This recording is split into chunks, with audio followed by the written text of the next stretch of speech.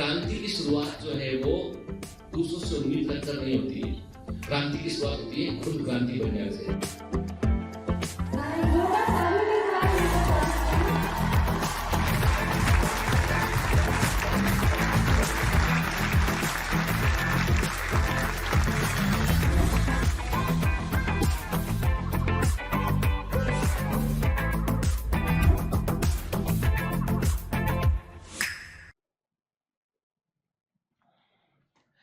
Hello commanders, welcome to biomentors classes online. I am doctor Jitendra Singh और बेटा हम पढ़ रहे हैं लोकोमोशन एंड मूवमेंट। ठीक है, ह्यूमन फिजियोलॉजी का one of the very important chapter. और अभी तक हमने क्या देखा, हमने मसल्स फिजियोलॉजी को अच्छे से समझा हमने कि मसल्स कैसे कॉन्ट्रैक्ट करती है, कैसे स्टिमुलस को वो रिसीव करती है, कैसे जो है वो मस्कुलर कॉन्ट्रैक्शन होता है, सार्कोमेर क्या होता है, और बड़ा मजा आया है समझने में कि मसल्स के काम करने का तरीका क्या होता है। अच्छा सच बताओ, ह्यूमन फिजियोलॉजी में मजा आ रहा है कि नहीं आ रहा है? ठीक है, अरे आंसर दीजिए भाई, आपको ह्यूमन फिजियोलॉजी में मजा आ रहा है नहीं आ रहा? देखो हर एक चीज बेटा एकदम क्रिस्टल क्लियर होना चाहिए। एक भी बच्चा एग्जाम में कोई भी क्वेश्चन बेटा गलत कर नहीं आएगा ह्यूमन फिजियोलॉजी का स्पेशली। बाकी भी नहीं करना गलत आपको, यहां तो बिल्कुल ही नहीं करना है, समझ गए ना? ठीक है, इसलिए बेटा जो है अच्छे से पढ़ा करो, समझा करो। आज का लेक्चर जो है उसमें हम कवर करने वाले हैं ह्यूमन स्केलेटल सिस्टम को। हमके लेक्चर थोड़ा सा लंबा है जिसमें कि हम ह्यूमन स्केलेटल सिस्टम को जो है वो कि किस तरह का होता है, आपका पूरा अपर लिम क्या, लोअर लिम क्या, के वर्टिबल कॉलम वर्टिब्री क्या, तो पूरा हम आज जो है उसको कवर करेंगे। One of the important lecture में से बेटा एक हिट के, है ना? तो बड़े और देखो बेटा, हमें पूरा फोकस रखना है, 100% फोकस रखना है एनसीईआरटी में। लेकिन कुछ चीजें ऐसी जो थोड़ी सी एनसीईआरटी से बाहर जाती हैं, जो बहुत जरूरी है कॉन्सेप्चुअल क्लैरिटी के लिए, उसको भी समझना है हमको। ठीक है ना? तो एक काम करते हैं, पहले लेक्चर देखते हैं और फिर मैं पिछली बार के आपके जो एमसीक्यू उनके मैं आपको आंसर बताऊंगा। ठीक है ना? चलिए लेक्चर में कंटिन्यू करते हैं।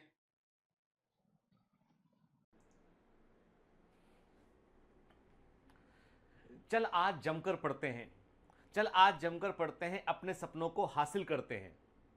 क्या पता कल शायद कोर्स में हमारा भी जिक्र हो।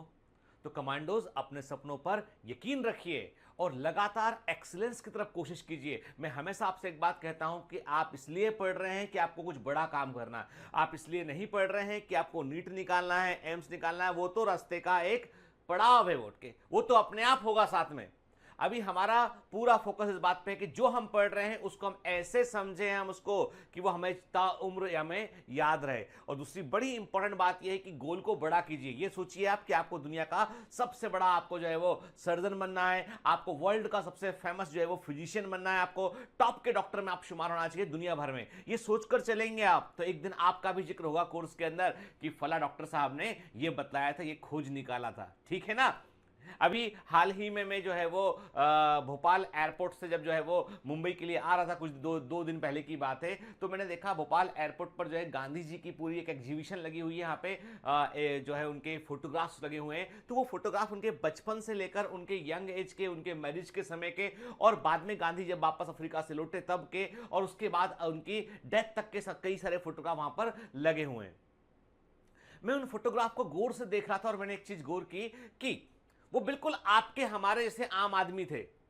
जैसे बचपन में हम लोग खेलते थे वैसे वो खेलते दिखे फोटोग्राफ के अंदर के, जैसे हम लोग पढ़ने जाते हैं कॉलेज में, ठीक है, वैसे वो पढ़ते हुए दिखे वहां पर। तो उनके फोटोग्राफ में एक बात मैंने देखी कि सडनली जब वो आखिरी मतलब जब वो अपने यंग हो चुके थे और एडल्ट होने के बाद उनके फोटोग्राफ में मैंने देखा कि चेहरे में, उनके फोटोग्राफ में जो भी चेहरा था उसमें एक अलग तरह की चमक चेहरे पर आती चली गई। मतलब वो कुछ डिसाइड कर चुके थे, किसी चीज सपने के वो पीछे पड़ चुके थे। उन्होंने सोच लिया था कि मुझे लोगों के लिए कुछ करना है, ठीक है, और वो कर दिखाया उन्होंने। तभी तो हम गांधी जी को इतना सम्मान देते हैं। आप एक बात यकीन से मानिए आप कि कोई चीज असंभव नहीं है बेटा दुनिया में। बस इतनी सी बात है कि अपना यकीन हमारे ऊपर जो है वो खुद के ऊपर अपना खुद का यकीन होना चाहिए, वो डिगना नहीं चाहिए। ठीक है, चलिए तो अभी मैं लंबा चौड़ा भाषण नहीं दूंगा आपको, हम अपने चैप्टर पर लौटेंगे, लोकोमोशन एंड मूवमेंट। और अब आप लेक्चर के पहले हर बार ऐसा क्यों बोलता हूं आपसे आजकल में, क्योंकि आजकल मुझे मालूम है मेरे कमांडोज ओवर प्रेशराइज हो चुके हैं, फेज 2 ट्रेनिंग में है, ज्यादा प्रेशर डाल दिया गया है उनके ऊपर। तो कमांडोज जो दबाव है ना, प्रेशर है ना, प्रेशर से तुम पीजो इलेक्ट्रिक इफेक्ट पैदा करना, मतलब करंट पैदा कर देना। कुछ कुछ ऐसे तत्व होते हैं ना जो दबाने पर जो प्रेशर क्रिएट कर देते हैं, उसे यही बोलते हैं ना। ठीक है, यदि मैं गलत बोल रहा हूं तो करेक्ट कर देना उसको यार, है ना? ठीक है, लेकिन ऐसा होता है प्रेशर से जो है वो इलेक्ट्रिसिटी पैदा होती है। दबाव अपने आप में जो है वो कई चीजों को क्रिएट करता है, ठीक है। तो हम पिछली क्लास में बेटा पढ़ रहे थे, हम ह्यूमन फिजियोलॉजी, हम लोकोमोशन एंड मूवमेंट पढ़ रहे हैं, हमने मस्कुलर कॉन्ट्रैक्शन को देखा, हमने देखा कि एक्टोमायोसिन बॉन्ड कैसे बनता है, क्या रोल होता है कैल्शियम आयन का मस्कुलर कॉन्ट्रैक्शन में, ठीक है। हमने देखा था कैसे थिन फिलामेंट थिक फिलामेंट के ऊपर स्लाइड करते हैं, स्लाइडिंग थ्योरी क्या होता है। तो छोटा सा एक ब्रीफ रिवीजन करते हैं और फिर आगे बढ़ते हैं। आगे का हिस्सा बड़ा इंटरेस्टिंग है। आगे के हिस्से में बात करेंगे हम किसके बारे में, बोन्स के बारे में, यस, स्केलेटल सिस्टम के बारे में हम बात करेंगे, ठीक है।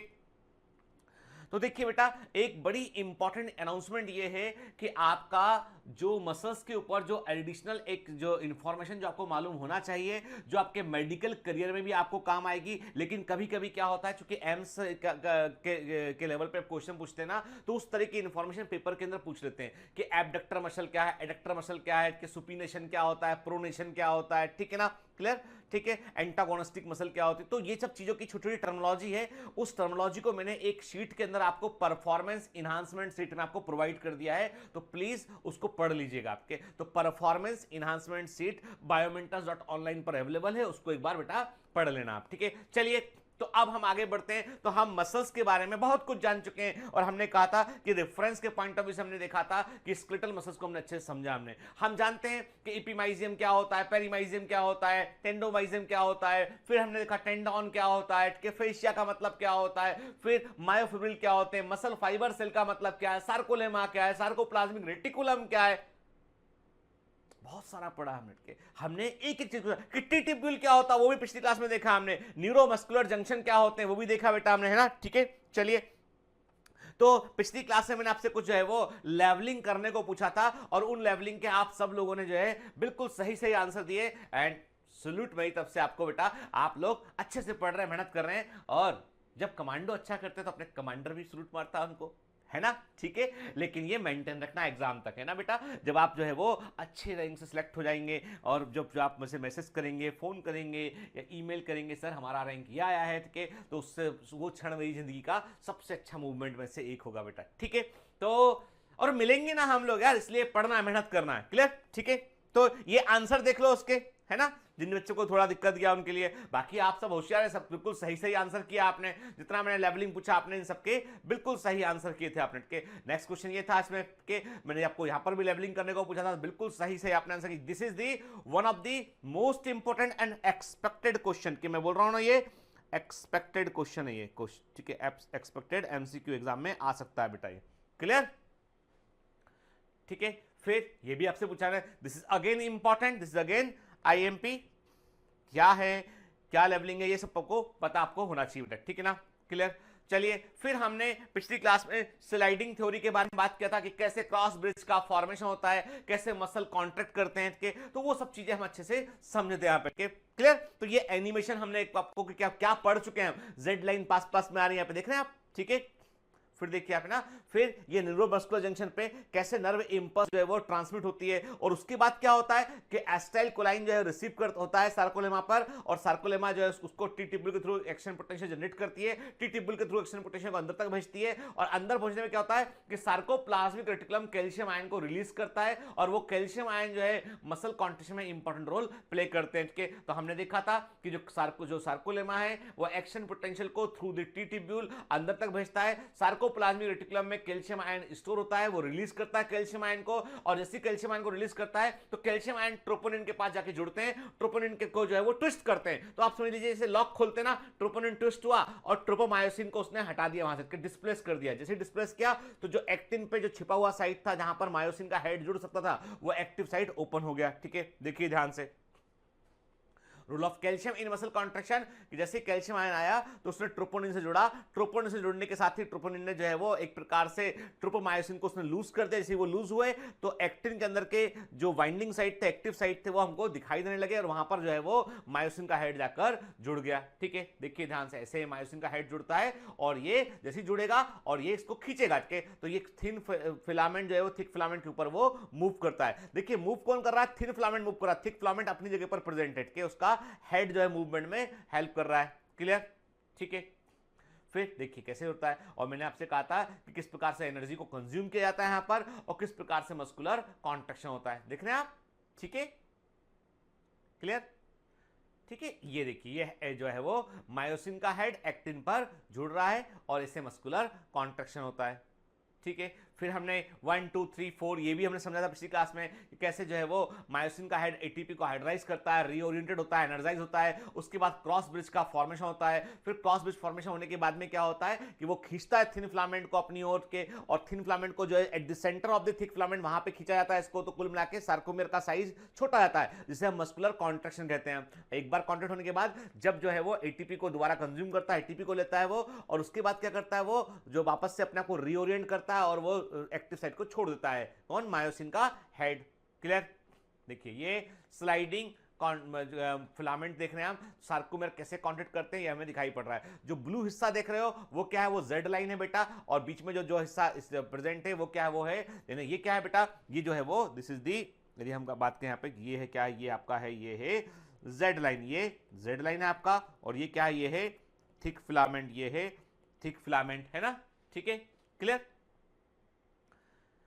तो चलिए, तो हम इतना समझ चुके हैं कि हमारी बॉडी में मसल्स का कॉन्ट्रैक्शन कैसे होता है और कैसे जो है वो पूरा मैकेनिज्म काम करता है। स्लाइडिंग थ्योरी का मतलब क्या है, स्लाइडिंग मैकेनिज्म कैसे ऑपरेट होता है। क्लियर? अब बात करेंगे हम मसल से अंदर इंटर करते हैं, कहां पहुंचते हैं हम, है ना? इसके बारे में हम बात कर चुके हैं, इसके बारे में हम बात कर चुके हैं। अब हम बात करेंगे बोन्स के बारे में, ठीक है ना? स्केलेटल सिस्टम के बारे में बात करेंगे। ठीक है, देखिए हमारी बॉडी को प्रॉपर सपोर्ट देने के लिए और एक प्रकार से एक लीवर सिस्टम के रूप में जो है हमारे मूवमेंट्स को जो है वो करने के लिए बॉडी में स्केलेटल सिस्टम होता है। यदि आप स्केलेटल सिस्टम को देखेंगे तो आप पाएंगे कि सबसे पहले जो है वो हम देखें कि एनिमल्स में, एनिमल्स में यदि मैं पूछता हूं आपसे कि पहली बार कहां से एंडोस्केलेटल जनरेट होना शुरू है, पहली बार कौन सा ऐसा एनिमल का ग्रुप था जिसके अंदर आपको एंडोस्केलेटल देखने मिला आपको, तो आप बोलोगे इकाइनोडर्मेटा। ठीक है ना? इकाइनोडर्मेटा में आपको एंडो जो है वो आपको एंडोस्केलेटल प्रॉपर देखने मिलता है। उसके पहले क्या देखा था आपने? देखा था मोलास्का के अंदर देखा, आर्थ्रोपोडा के अंदर देखा, आपको एक्सोस्केलेटल देखने मिल रहा था। ठीक है, एंडोस्केलेटल जो है वो एक सक्सेसफुल इवोल्यूशन रहा और इसीलिए बाद के जितने काइनोडर्मेटा के बाद के जितने एनिमल थे उनमें आपको एंडोस्केलेटल देखने मिलता है और इसीलिए हमारे अंदर भी एंडोस्केलेटल होता है। ठीक है, तो देख रहे हैं आप यहाँ पे कि यदि हम ह्यूमन बॉडी से सारे विसरल ऑर्गन को हटा दें हम और सारे के सारे हम जो है वो विसरल ऑर्गन को हटा दें, मसल्स को हटा दें, तो हमें ऐसा कंकाल जो है वो दिखाई पड़ता है, ऐसा स्केलेटल हमारा दिखाई पड़ता है। ठीक है, दिस इज ह्यूमन स्केलेटल, इसको हम देख रहे हैं यहाँ पे। ठीक है ना? तो हम क्या देख रहे हैं बेटा कि हमारा जो, और सोचिए ये स्केलेटल, ये क्या चीज है? ये वैसा है जैसे कि आप कभी मकान बनता है ना, तो मकान में क्या होता है कि पहले लोहे की का एक पूरा जाल बनता है। देखा आपने मकान बनते, पिलर्स बनते हैं, लोहे का जाल बनता है पूरा, उसमें सीमेंट भरते हैं और उसके बाद पूरा घर मजबूत होता है। तो बगैर जब छत डलती है, कभी देखा आपने छत डलते हुए? छत में भी क्या होता है? पहले लोहे का जाल बनता है, फिर सीमेंट को लगाते हैं उसके ऊपर, है ना? ठीक है, तो बॉडी भी ऐसी है कि सपोर्ट देने के लिए कुछ मजबूत स्ट्रक्चर चाहिए होते हैं, वो होता है स्केलेटल सिस्टम, हमारी बोन्स होती हैं वो। ठीक है, क्लियर? देखिए आप, है ना? तो ये एक ह्यूमन, हम देख रहे हैं कि इंप्रेशन कि हमारी बॉडी में बोन्स जो है वो किस प्रकार से लोकेटेड, किस प्रकार से दिखाई पड़ती हैं। तो आप देखिए पूरा बॉडी के अंदर आपको बोन का सिस्टम कैसा होता है वो आपको दिखाई दे रहा है। ठीक है, क्लियर? मतलब आप सोचिए कि एक पब में लोग डांस कर रहे हैं, एक डिस्को थैक में या कहीं पर लोग डांस कर रहे हैं, मैरिज पार्टी में डांस कर रहे हैं, तो यदि आप एक्सरे होते, यदि आपकी आंखें एक्सरे होती, समझ रहे हैं? यदि आपकी आंखें एक्सरे होती तो एक्सरे में बोन दिखाई पड़ती है। तो आपको कैसे लोग दिखाई पड़ते? तो आप देख सकते हैं आपको ऐसे लोग दिखाई पड़ते हैं। ये दोनों जो है वो एकदम मग्न होकर जो है वो डांस कर रहे हैं। मैं एक बात को लेकर बड़े आश्चर्य में हूं, जब शादी विवाह में डांस होता है, लोग डांस करते हैं, तो एक तो वो गाना बजाते हैं वो के ये देश है वीर जवानों का, अलबेलों का, मस्तानों का, उस गाने का लॉजिक जो है वो शादी के साथ में क्या है वो मेरे को आज तक समझ में नहीं आया। ठीक है, दूसरा यह है कि पूरी मैरिज में एक आदमी ऐसा जरूर होगा जिसको नागिन बनने में बड़ा मजा आएगा और वो जमकर डांस करेगा नागिन बनकर, और एक सपेरा होगा और एक नागिन होगा। मतलब वो वास्तव में एक प्रकार समझ लीजिए आपकी एक बहुत ही अतुलनीय कला है वो, यानी वैसी कला का प्रदर्शन जो है वो यदि अमेरिकाज गॉट टैलेंट में किया जाए ना तो आदमी जीत कर आएगा वहां पर। चलो, तो अभी उस मुद्दे को छोड़ते हैं, अब वापस सीरियस मुद्दे पे आते हैं। तो ये हम देख रहे हैं स्केलेटल सिस्टम। ठीक है, चलिए आगे बात करते हैं इसमें। तो अब क्या है, मतलब इसका मतलब ये कि हमारी बॉडी का जो फ्रेमवर्क होता है वो किससे बना होता है? वो बोन्स से और कार्टिलेज से बना होता है। क्लियर? चलिए देखते हैं एनसीईआरटी में क्या लिखा है। Skeletal system consist of A framework of bones and few cartilages के हमारी बॉडी में बोन का एक फ्रेमवर्क होता है और there are some cartilages very very important के यानी हमारी बॉडी में हमारे स्केलेटल सिस्टम में there are few cartilages that is very very important, वो बड़ा इंपॉर्टेंट रोल प्ले करते हैं, हम उस पर भी आगे बात करेंगे हम कि this system has a significant role in movement shown by the body के हमारी बॉडी में जो भी मूवमेंट, जैसे मैं आपसे कहता हूं कि मैंने अपने हैंड को मूव किया तो ये जो लिवर मैकेनिज्म तो ये अपने आप में तो ये जो हमारी बोन्स हैं यहां पे जॉइंट है, बोन्स है और वहां पे मस्कुल कॉन्ट्रैक्शन को जो है हम कर रहे हैं उससे ये मूवमेंट होता हुआ हमको दिखाई पड़ रहा है। ठीक है, तो कुल मिलाकर ये बात है कि हम जो मूव करते हैं लोकोमोशन करते हैं तो बेसिकली हम अपने हम मसल्स की हेल्प से अपने स्केलेटल सिस्टम को मूव करते हैं हमके और फिर हम आगे बढ़ जाते हैं, है ना। तो असल में जो है हमारी बॉडी में मूवमेंट में बोन्स का बड़ा इंपॉर्टेंट रोल है के तो हमने कहा कि जो है वो the system has a significant role in the movement shown by the body, bone and cartilage are specialized connective tissue के वेरी वेरी आईएमपी। तो इसका मतलब यह हुआ बेटा, याद रखना अच्छे से कि यदि बोन और कार्टिलेज को आप टिश्यू के लेवल पर, आपको पता है कि टिश्यू क्या होते हैं, नर्वस टिश्यू होता है, मस्कुलर टिश्यू होता है, कनेक्टिव टिश्यू होता है और एपिथेलियल टिश्यू होता है, 4 तरह के टिश्यू होते हैं। उनमें से बोन्स को कार्टिलेज को कहां रखेंगे आप, कनेक्टिव टिश्यू के अंदर रखेंगे आप उसमें, ठीक है। The bone has very hard matrix due to calcium salt in it and the cartilage has slightly pliable matrix due to the कॉर्निटिन सॉल्ट के। अब देखिए इंपॉर्टेंट बात है, ठीक है, बोन जो है वो हार्ड होती है, बोन्स जो हड्डियां जो होती है वो हार्ड होती हैं, उनका मैट्रिक्स जो होता है वो हार्ड होता है क्योंकि उसके अंदर कैल्शियम सॉल्ट जो है वो जमा होता है। इसलिए हम कहते हैं कि बोन्स की हेल्थ के लिए, हड्डियों की हेल्थ के लिए calcium is very very important. Calcium जो है वो आपको कैल्शियम रिच डाइट लेना चाहिए, आपको के हड्डियां मजबूत हो उसके लिए दूध और पनीर का सेवन करना चाहिए आपको के। ओल्ड एज में कैल्शियम की रिक्वायरमेंट थोड़ी सी, क्योंकि जो है बॉडी प्रॉपर डाइजेस्ट नहीं कर पाती चीजों को, तो कैल्शियम बोन से निकलता है। बोन्स जो होती है वो कैल्शियम का स्टोर हाउस भी होती है और बॉडी जो होती है बगैर कैल्शियम के सर्वाइव नहीं कर सकती है। तो जो हमारी हड्डियां होती है इमरजेंसी में वो कैल्शियम को जो है सप्लाई करती है बॉडी को, तो वैसी कंडीशन में बोन्स जो है वो धीमे धीमे उनकी डेंसिटी कम होने लगती है और बोन जो है कमजोर हो जाती है। तो कई बार लोगों को ऑस्टियोपोरोसिस की समस्या का सामना करना पड़ता है। ऑस्टियोपोरोसिस का मतलब है कि बोन के अंदर जो है काफी मात्रा में जो है कैल्शियम कम हो गया है और बोन सेल्फ फ्रैक्चर भी कर सकती है। आगे बात करेंगे इस पर। अभी आप जो पढ़ रहे हैं ना उसको रिलेट, जब उसको हम आगे चीजों से रिलेट कर लेंगे ना तो याद रहेगा हमेशा आपको। तो मैंने क्या कहा आपसे, बोन का मैट्रिक्स हार्ड होता है क्योंकि उसमें कैल्शियम सॉल्ट पाया जाता है। कार्टिलेज में जो है वो, कार्टिलेज के अंदर क्या होता है, कार्टिलेज के अंदर जो है कॉर्निटिन सॉल्ट होता है, कॉर्निटिन सल्फेट और हम बोलते हैं जिसको कॉर्निटिन सॉल्ट कह सकते हैं। तो कॉर्निटिन सॉल्ट पाया जाता है कार्टिलेज के अंदर, इसलिए वो कंपैरेटिवली उसका मैट्रिक्स जो है वो सॉफ्ट होता है, ठीक है। In human being this system is made up of 206 bones and few cartilage के। तो ह्यूमन बॉडी में जो है आप देखेंगे, एक एडल्ट ह्यूमन बॉडी में हम बात करते हैं कि 206 बोन्स होती हैं और कुछ कार्टिलेज हमको देखने मिलते हैं, and which are this cartilage are also very important structures. Clear, ठीक है।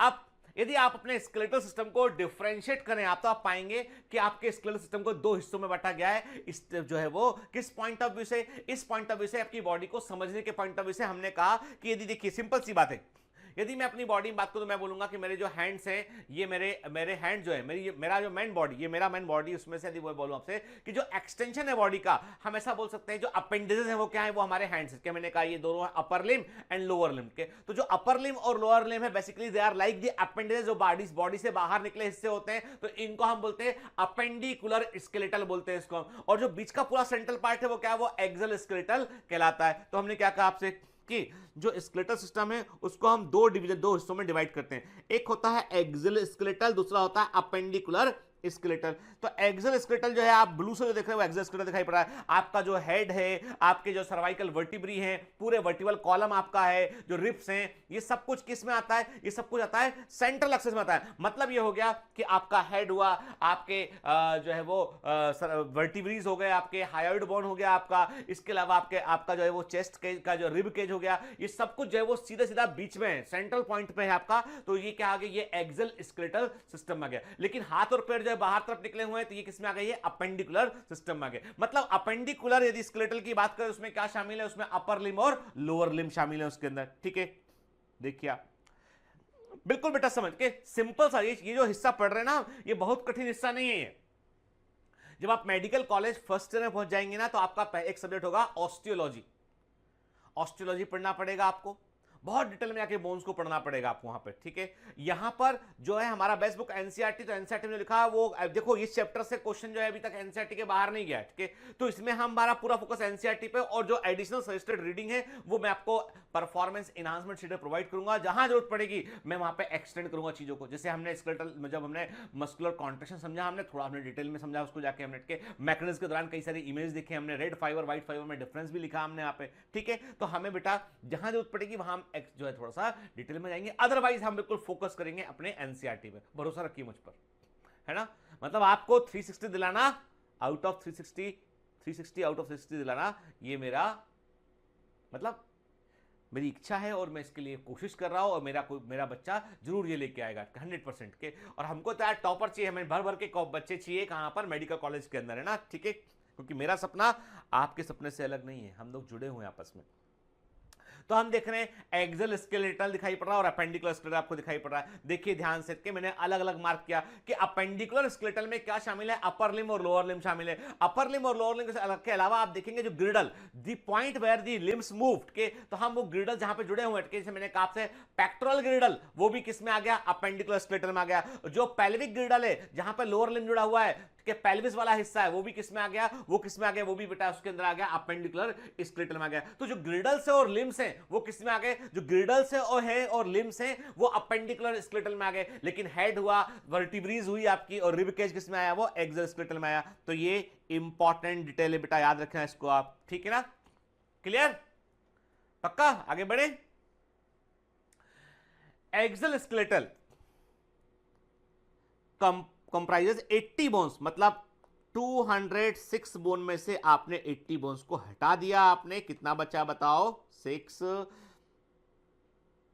कितना हो बचा ये, 116 बचेगा ना, ये नहीं 126 बचेगा, 126, ठीक है ना, हाँ है ना, तक राम। तो वह मैंने क्या कहा आपसे कि ये तो इसका मतलब एक्सल स्केलेटल में 80 बोन है, और जो है अपेंडिकुलर स्केलेटल में कितनी बोन्स है, 126 बोन्स इसके अंदर प्रेजेंट है, ठीक है, क्लियर। तो क्लियर कर दूं आपको कि बेटा मैंने आपसे कहा कि यहां पर हम क्या देख रहे हैं बेटा, हम देख रहे हैं कि एक्सल स्केलेटल, और एक्सल स्केलेटल में क्या क्या शामिल है, आपका स्कल शामिल है, स्कल के अंदर जो अपने ईयर ऑसिकल्स है वो भी शामिल है, हायोइड बोन भी शामिल है, ठीक है। और इसके अलावा आप देखेंगे रिब केज शामिल है आपका, और वर्टिबल कॉलम आपका पूरा इसके अंदर शामिल है। वर्टिबल कॉलम में सारी वर्टिब्री भी इसके अंदर, सर्वाइकल वर्टिब्री होगा, सैक्रल वर्टिब्री होगा, थोरेसिक वर्टिब्री होगा, वो सब इसके अंदर आता है, ठीक है, ठीक। तो क्या लिखा है इसमें, 80 बोन्स होती हैं distributed along the main axis of the body, body के मुख्य अक्ष में, मुख्य अक्ष सेंट्रल पॉइंट वहां पे वो डिस्ट्रीब्यूटेड होती है पूरी के। इसमें शामिल है skull, vertebral column, sternum, chest का जो बोन है बड़ा के, and the rib cage, ribs जो है वो इसको बनाती है। इसके अलावा आप देखेंगे हायोइड भी इसके अंदर शामिल होता है, हायोइड इसका नाम ये भूल गए यहां पे लिखना, हायोइड बोन भी इसके अंदर शामिल होता है, ठीक है। ईयर ऑसिकल जो होते हैं, ईयर ऑसिकल ये भी इसके अंदर शामिल होते हैं, ठीक है, क्लियर। देखिए आपके एक बार ध्यान से देख लीजिए आप कि आपका पहला वाला इमेज क्या शो कर रहा है, जो एंटीरियर व्यू जो देख रहे हैं आप, पहला इमेज देख रहे हैं वो, उसमें आप देख रहे हैं सामने से व्यू देख रहे हैं, उसमें आपको जो है दिखाई पड़ रहा है, जो डार्क दिखाई पड़ रहा है वो आपका क्या है बेटा, वो एक्सल स्केलेटल है, और जो आपको लाइट दिखाई पड़ रहा है वो क्या है, वो आपका अपेंडिकुलर स्केलेटल है। तो आप देख रहे हैं स्कल के, उसमें आपके स्कल में क्रेनियम है, फेशियल बोन है, वो सब स्कल का हिस्सा है। फिर आप क्या देख रहे हैं, थोरेसिक केज देख रहे हैं, उसमें रिब्स और स्टर्नम दिखाई पड़ रहे हैं, वर्टिबल कॉलम देख रहे हैं, डिफरेंट टाइप ऑफ वर्टिब्री आपको दिखाई पड़ रही है उसमें, ठीक है, क्लियर। फिर आप क्या देख रहे हैं, आप जो अपेंडिकुलर स्केलेटल उसमें आप देख रहे हैं पेक्टोरल ग्रिडल देख रहे हैं, अपर लिम्ब जुड़ा होता है पेक्टोरल ग्रिडल से, लोअर लिम्ब जुड़ा होता है किसपे, पेल्विक ग्रिडल पर जुड़ा होता है, वो दिखाई दे रहा है आपको यहाँ पे, है ना, ठीक है। एक एक हिस्सा, चिंता मत, एक एक हिस्सा हम ध्यान से यहां पर हम देखेंगे, ठीक है। क्या देख रहे हैं हम, स्कल की बात करते हैं यहां पे आप कि स्कल, तो देखो सबसे पहले एक एक देखो, ये बिल्कुल यहां पे सिंपल मैथमेटिक्स है कि कौन से कितने बोन कहां पर होते हैं, ये पहले याद कर लीजिए। बोन के अंदर डिटेल में जाके कोई चीज होती नहीं है कि वो, अब ये बोन के ऊपर जो पढ़ना पड़ता है ना कि कौन सी मसल्स का कहां पे अटैचमेंट है, वो मेडिकल कॉलेज में पढ़ना पड़ता है, उसके लिए वक्त है भी, है ना। पहले ये एग्जाम निकालें नीट का, फिर अपन वहां पढ़ेंगे, है ना। वो भी आपको बता दूं मैं, हमारा दूसरा जो बायोमेंटर्स का एक और वेंचर है, that is the next medico education services, जहां पर एमबीबीएस की क्लासेस चल रही हैं, ठीक है। तो वहां पर ह्यूमन एनाटॉमी जो है वो सर पढ़ा रहे हैं, वो मसल्स के बारे में, सारे स्ट्रक्चर के बारे में पढ़ा रहे हैं कि कहां पे इंसर्शन होता है, कहां होता है, वो चैनल अभी आपको नहीं दे रहा है। जब मजे वाले जेट से बंद करके नेक्स्ट मेडिको देखते हैं, अरे भैया उसके लिए वक्त है, पहले उसके लिए एमबीबीएस तक तो पहुंच जाओ, तब देखना, है ना, ठीक है। चलिए, the skull is composed of two set of bones के स्कल में एक एक चीज, एक एक इंफॉर्मेशन जो है वो बिल्कुल जो है बेटा एकदम फाइन लेवल पे याद रखना, के गलती मत करना और क्लियर कर दो के आपको कई सारी एमसीक्यू बुक में थ्योरी में थोड़ा डिफरेंस मिलेगा आपको, स्पेशली इन स्केलेटल सिस्टम। तो हम केवल और केवल एनसीईआरटी की थ्योरी को आधार मानकर हम बात करेंगे के, यानी हमारे लिए सबसे स्टैंडर्ड जो बुक है वो एनसीईआरटी ही है, ठीक है ना। तो the skull is composed of two set of, skull में बोन्स के दो सेट होते हैं, एक को बोलते हैं हम क्रैनियल, क्रैनियल वो दूसरा होता है फेशियल के, two set of bones cranial and facial के, दैट टोटल्स 22, कुल कितनी होती है 22 बोन्स इसके अंदर होती हैं, ठीक है। मतलब स्कल में जो है वो क्रैनियल बोन्स और जो है वो फेशियल बोन होती हैं और टोटल बोन का नंबर होता है 22, ठीक है। This is as per NCERT, ठीक है। ये नंबर थोड़ा सा वेरी करता है बेटा जो है वो जो है एमसीक्यू बुक में और मेडिकल के लेवल पे, हम आगे बात करेंगे ऐसा क्यों करता है। तो देखिए हम देख रहे हैं ये स्कल के, तो स्कल में हमने आपसे कहा दिस इज द क्रैनियम, ये हम देख रहे हैं ये क्रैनियम वाला हिस्सा दिखाई पड़ रहा है, ये फेशियल बोन वाला हिस्सा आपको दिखाई पड़ रहा है यहाँ पे, ठीक है, क्लियर। देखिए अब एनसीईआरटी का ही हम इमेज देख रहे हैं और ये एनसीईआरटी का जो इमेज है बेटा ये बड़ा इंपॉर्टेंट है, आईएमपी है, याद रखना बेटा, एग्जाम में ये आ सकता है लेवलिंग करने को, और एक एक इसका कोई भी लेवल नहीं भूलना बेटा, ठीक है। और मैं अगली क्लास में जब पढ़ाऊंगा ना तो पहले पूछूंगा आपसे, तो इसी के बारे में पूछूंगा आपको लेवलिंग करने के, और कई बार पूछूंगा इसके बारे में लेवल करने को आपको, और याद रखना है आपको, समझ गए ना, ठीक है। तो देखिए अब क्या देख रहे हैं यहाँ पे, हमने कहा यहाँ पे क्रैनियम, अब हम जो है वो पूरा स्कल को समझने की कोशिश कर रहे हैं। मैंने आपसे क्या कहा, मैंने कहा यहाँ पर हमें दिखाई पड़ रहा है, देखिए आप दिख रहे हैं कि आपको ये सामने फ्रंटल बोन दिखाई पड़ रहा है, आपको फ्रंट में है फ्रंटल बोन एट के, ठीक है, ठीक। ये क्या है, ये आपका ये पैराइटल बोन है, पिछला हिस्सा जो उसका सबसे पीछे वाला हिस्सा है जो है वो ऑक्सीपिटल बोन दिखाई पड़ रहा है आपको, साइड में जो है वो आपका टेम्पोरल बोन है आपका, ठीक है, क्लियर। फिर हमारा स्कल जो वर्टिब्री, फर्स्ट वर्टिब्री जो एटलस होती है, पहली वर्टिब्री जो एटलस होती है उस पर हमारा स्कल रखा होता है दो कॉन्डाइल के थ्रू। याद है आपको कि मैंने आपसे कहा था रेप्टाइल्स में मोनोकॉन्डाइलिक स्कल होता है, जिसमें मोनोकॉन्डाइलिक स्कल होता है तो उसकी गर्दन को ज्यादा रोटेट कर सकता है, यानी सांप रेप्टाइल जो अपनी गर्दन को अधिक रोटेट कर सकता है वो, ठीक है, ऐसे पूरा, ठीक है। हम जो है अपनी गर्दन को एक लेवल के ऊपर रोटेट नहीं कर पाते, हमारा स्कल जो है वो दो कॉन्डाइल के ऊपर रखा होता है। एम्फीबियंस में क्या होता है, डाइकॉन्डाइलिक स्कल होता है, रेप्टिलिया में मोनोकॉन्डाइलिक स्कल होता है, हमारे अंदर भी डाइकॉन्डाइलिक स्कल होता है, और जो बर्ड्स होती है उनमें मोनोकॉन्डाइलिक स्कल होता है ना, याद है ना, हमने कहां पढ़ा, एनिमल किंगडम में पढ़ा था इस चीज को हमने, ठीक है। ऑक्सीपिटल कॉन्डाइल देख रहे हैं यहाँ पे आप। फिर आप फेशियल बोन की बात करें, आप क्या देख रहे हैं यहाँ पे, आपको इथमॉइड बोन दिखाई पड़ रहा है, lacrimal bone, nasal bone, zygomatic bone, maxilla, mandible के एंड दिखाई पड़ रहा है एक आपको नीचे हायोइड बोन, ठीक है। चलिए तो इसका पहले तो मैंने कहा आपसे कि जो स्कल है उसको दो हिस्सों में बांट लिया हमने के, हमने क्या बोला, एक तो बोला हमने क्रेनियल बोन्स बोला हमने क्रेनियम के, दूसरा हमने बोला फेशियल बोन्स बोला आपने। अब आप गौर से देखिए कि क्रेनियम ने हमने दोनों हिस्सों के, स्कल के दोनों हिस्से, फेशियल बोन का हिस्सा अलग निकाल दिया हमने और हमने क्रेनियम का हिस्सा अलग निकाल दिया। तो क्रेनियम वाला हिस्सा आप देख रहे हैं कि क्रेनियम वाले हिस्से में आपको कई सारी बोन्स दिखाई पड़ रही हैं और उन बोन्स के बीच में आपको कुछ जो है वो ऐसे फिक्स टाइप के ज्वाइंट दिखाई पड़ रहे हैं जो मूव नहीं कर सकते हैं। These are the fix joint, they can not move, इन्हें हम बोलते हैं सूचर्स कहते हैं। तो आपको लगा कि कुछ स्टिच कर दिया गया बोन को, तो आपको सूचर दिखाई पड़ रहा है। तो आप देख रहे हैं कि आगे की तरफ आपको जो है वो कोरोनल सूचर दिखाई पड़ रहा है, साइड में आपको स्क्वोमस सूचर दिखाई पड़ रहा है, पीछे आपको लैम्बॉइड सूचर दिखाई पड़ रहा है। दीज आर द सूचर्स जहां पर कि हमारी क्रेनियम की बोन जो है वो आपस में जुड़ी होती है, वो एक प्रकार से फिक्स ज्वाइंट के रूप में दिखाई पड़ता है। क्रेनियम को हम क्रेनियम वॉल्ट कहते हैं। वॉल्ट का मतलब तिजोरी के समान होता है, क्योंकि इस तिजोरी के अंदर हमारा ब्रेन रहता है इसके अंदर के, और ब्रेन के प्रोटेक्शन के लिए इतना टफ कवर जो है आसपास बनाया गया होता है, ठीक है। देखिए आपके हम क्रेनियम वाले के, तो there are 8 cranial bone, are those bones are that directly surround the brain के। तो क्रेनियल बोन क्या होती हैं, ये वो बोन होती हैं जो सीधा सीधा ब्रेन को चारों ओर से घेरती हैं के, और injuries that penetrate these bones are often fatal. यदि कोई चोट ऐसी लगती है जिससे कि जो है वो इन बोन्स में फ्रैक्चर हो जाए, इन बोन्स से वो चोट अंदर तक चली जाए, तो वो उसमें जान जाने का खतरा होता है। इसीलिए please always wear helmet, helmet जरूर पहनिए कि जब आप टू व्हीलर चलाते हैं बेटा, प्लीज जब आप टू व्हीलर चलाते हैं ना तो आपके सिर की सुरक्षा बड़ी इंपॉर्टेंट है, चाहे आप कितने। अब आप में से कई लोग बोलेंगे सर मेरे को तो इस गली से इस गली जाना होता है और मैं तो स्कूटी से जाता हूं, मैं तो बाइक भी नहीं चलाता। तो मैं तो क्लियर कर दूं कितना भी दूरी आप जा रहे हो, आप यदि टू व्हीलर को आप ड्राइव कर रहे हैं तो आपको हेलमेट लगाना जरूरी है और हेलमेट पहनना चाहिए। और हेलमेट पहनने से हेयर स्टाइल खराब नहीं होती है। अच्छा सा स्टाइलिश हेलमेट ले लो यार, ठीक है ना, ठीक है। मतलब हेलमेट, ये मत सोचो कि हेलमेट लगाएंगे तो हमारे जो बड़े से अच्छे वो क्या बोलते हैं इसको, वो झबरू से बड़े बड़े से बाल के वैसे बाल है, हमने ऐसे कर रखे, दिन भर हम कंघी करते हैं, वो बाल खराब हो जाएंगे। तो ऐसे बाल खराब नहीं होंगे, ठीक है। मुझे मालूम है कई सारे लोग करते हैं ऐसा, तो लेकिन प्लीज ये आपके लिए जो है। और एक जब भी कभी आप ये ना, मुझे लगता है कि मुझे बड़ा दुख होता है जब लोगों को मैं देखता हूं। मैं भी हाल ही में कुछ छोटे छोटे टाउन में घूमा, देखा मैंने कि वहां पे लोग हाथ में हेलमेट को हाथ में लटकाए हैं, बाइक चला रहे हैं। जैसे पुलिस वाला सामने दिखा तो बाइक को रोका और हेलमेट पहन लिया।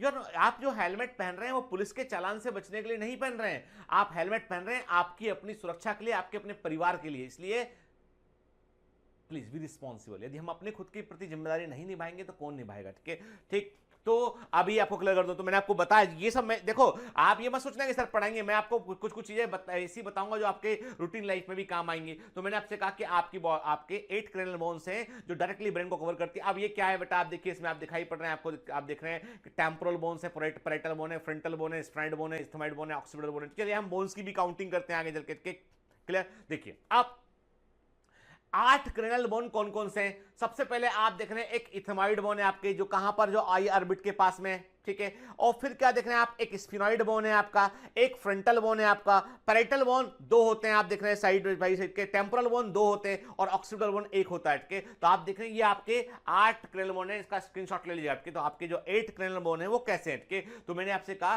कि एक देख रहे हैं आप, एक आपको इथेमॉइड बोन दिखाई पड़ रहा है आपको, एक आपको स्फिनॉइड बोन दिखाई पड़ रहा है, एक फ्रंटल बोन दिखाई पड़ रहा है, 2 टेम्पोरल बोन होते हैं, 2 पैराइटल बोन होते हैं और एक ऑक्सीपिटल बोन होता है। चलिए काउंट कर लेते हैं, 1 2 3 4 5 6 7 8 के कुल 8 क्रैनियल बोन होते हैं, क्लियर है ना। There are 8 cranial bone.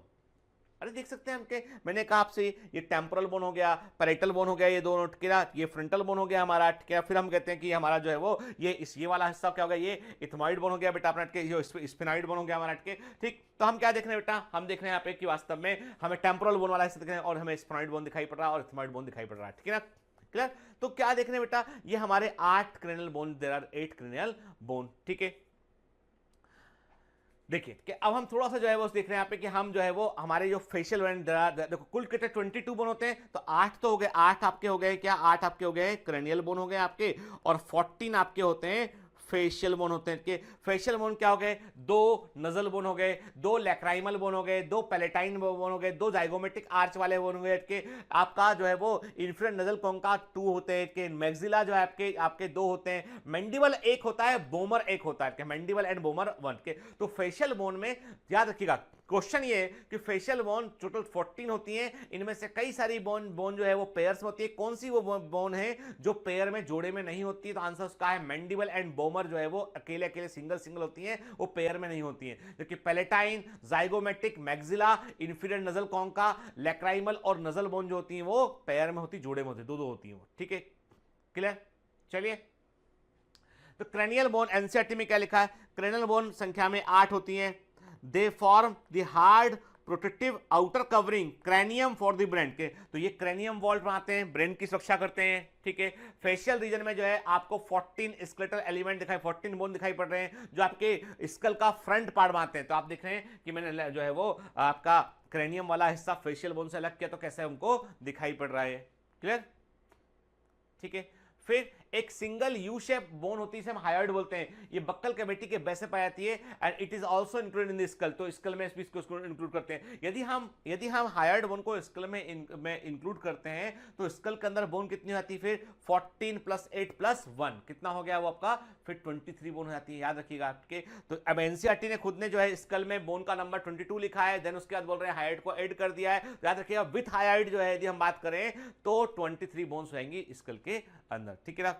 तो क्या देख रहे हैं आप, ए सिंगल यूट्यूब बोल रहा हूं, ये single U shaped bone called hyoid is present at the base of the buccal cavity के, बक्कल कैविटी के बेस में देखने मिलती है, ये भी स्कल के अंदर, इसको हम इंक्लूड करते हैं, इंपॉर्टेंट पॉइंट है, ठीक है ना। तो याद रखिए विथ हायोइड यदि बात करेंगे आप, विथ हायोइड आप बात करेंगे स्कल की, तो 23 बोन होंगी इसमें, विथआउट हायोइड 22 बोन्स होंगे। तो सिंपल स्कल पूछता है 22 बोन आंसर लगाना आपके, विथ हायोइड पूछता है तो 23 आंसर लगाएंगे आप। क्लियर? तो आपको दिखाई पड़ रहा है this is the hyoid bone. ये हम देख रहे हैं कि यहाँ पे आपको अंदर तब ये आपको यहाँ पे हायोइड बोन दिखाई देगा, this is the hyoid bone. ठीक है, जब अपने हेड को एक्सटेंड करते हैं, जब अपने हेड को आप एक्सटेंड करते हैं और 3 फिंगर यहां रखते हैं, तो you can touch the hyoid bone, आप हायोइड बोन को टच कर सकते हैं। ठीक है, क्लियर? देखिए इमेज में ध्यान से, चिन से लेके आपने अपने सिर को, अपने हेड को आपने एक्सटेंड किया और फिर आपने रखा, तो आपको जहां आपका हाथ का निचला हिस्सा टच होगा, आपको यहाँ हिस्सा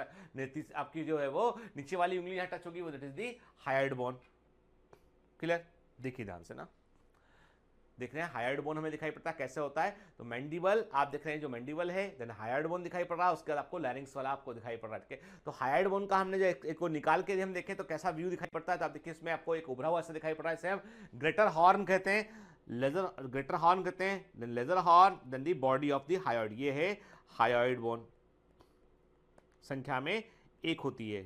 ठीक है, हायोइड बोन दिखाई पड़ रहा है। तो याद रखना बेटा, कई बार क्या होता है एग्जामिनर जो है बिल्कुल out of the box question कर लेता है, पूछता है आपसे कि किस बोन में आपको ग्रेटर हॉर्न और लेजर हॉर्न देखने मिलते हैं, आपको संख्या में 1 होती है वो बोन, और जो है वो आपके it may consider in it is considered as a part of the skull bone, और जो है वो उसके अंदर ग्रेटर हॉर्न और लेजर हॉर्न आपको देख मिलते हैं। हॉर्न का सिंग के समान निकला हुआ बाहर के, यानी हॉर्न का समान निकला हुआ बाहर के, तो greater horn and lesser horn आपको हायोइड बोन के अंदर देखने मिलते हैं। क्लियर? ठीक है, देखिए आप है ना, तो आप देख रहे हैं हायोइड बोन, देखिए कहां दिखाई पड़ रहा है आपको हायोइड बोन, देखो बेटा ये है हायोइड बोन।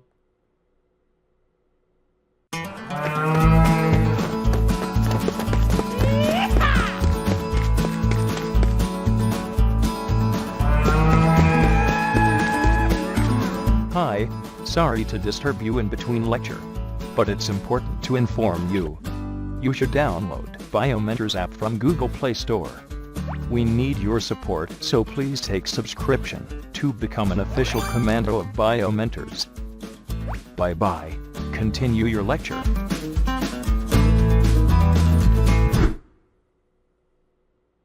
ठीक है, और हायोइड बोन से नीचे क्या आप देख रहे हैं, आपको दिखाई पड़ा थायरोहाइड मेम्ब्रेन दिखाई पड़ रही है, और उसके बाद फिर आप देखेंगे थायराइड कार्टिलेज के बिग जो है थायराइड कार्टिलेज, जो आपको ये बड़ा सा कार्टिलेज, थायराइड कार्टिलेज आपको ये दिखाई पड़ेगा। थायराइड कार्टिलेज से क्या अटैच होता है, इससे थायराइड ग्लैंड जो है वो अटैच दिखाई पड़ती है आपको। ठीक है ना, तो हायोइड बोन के ठीक नीचे क्या होता है, थायरोहाइड मेम्ब्रेन होती है, देन थायराइड कार्टिलेज आपको देखने मिलता है। ठीक है, clear?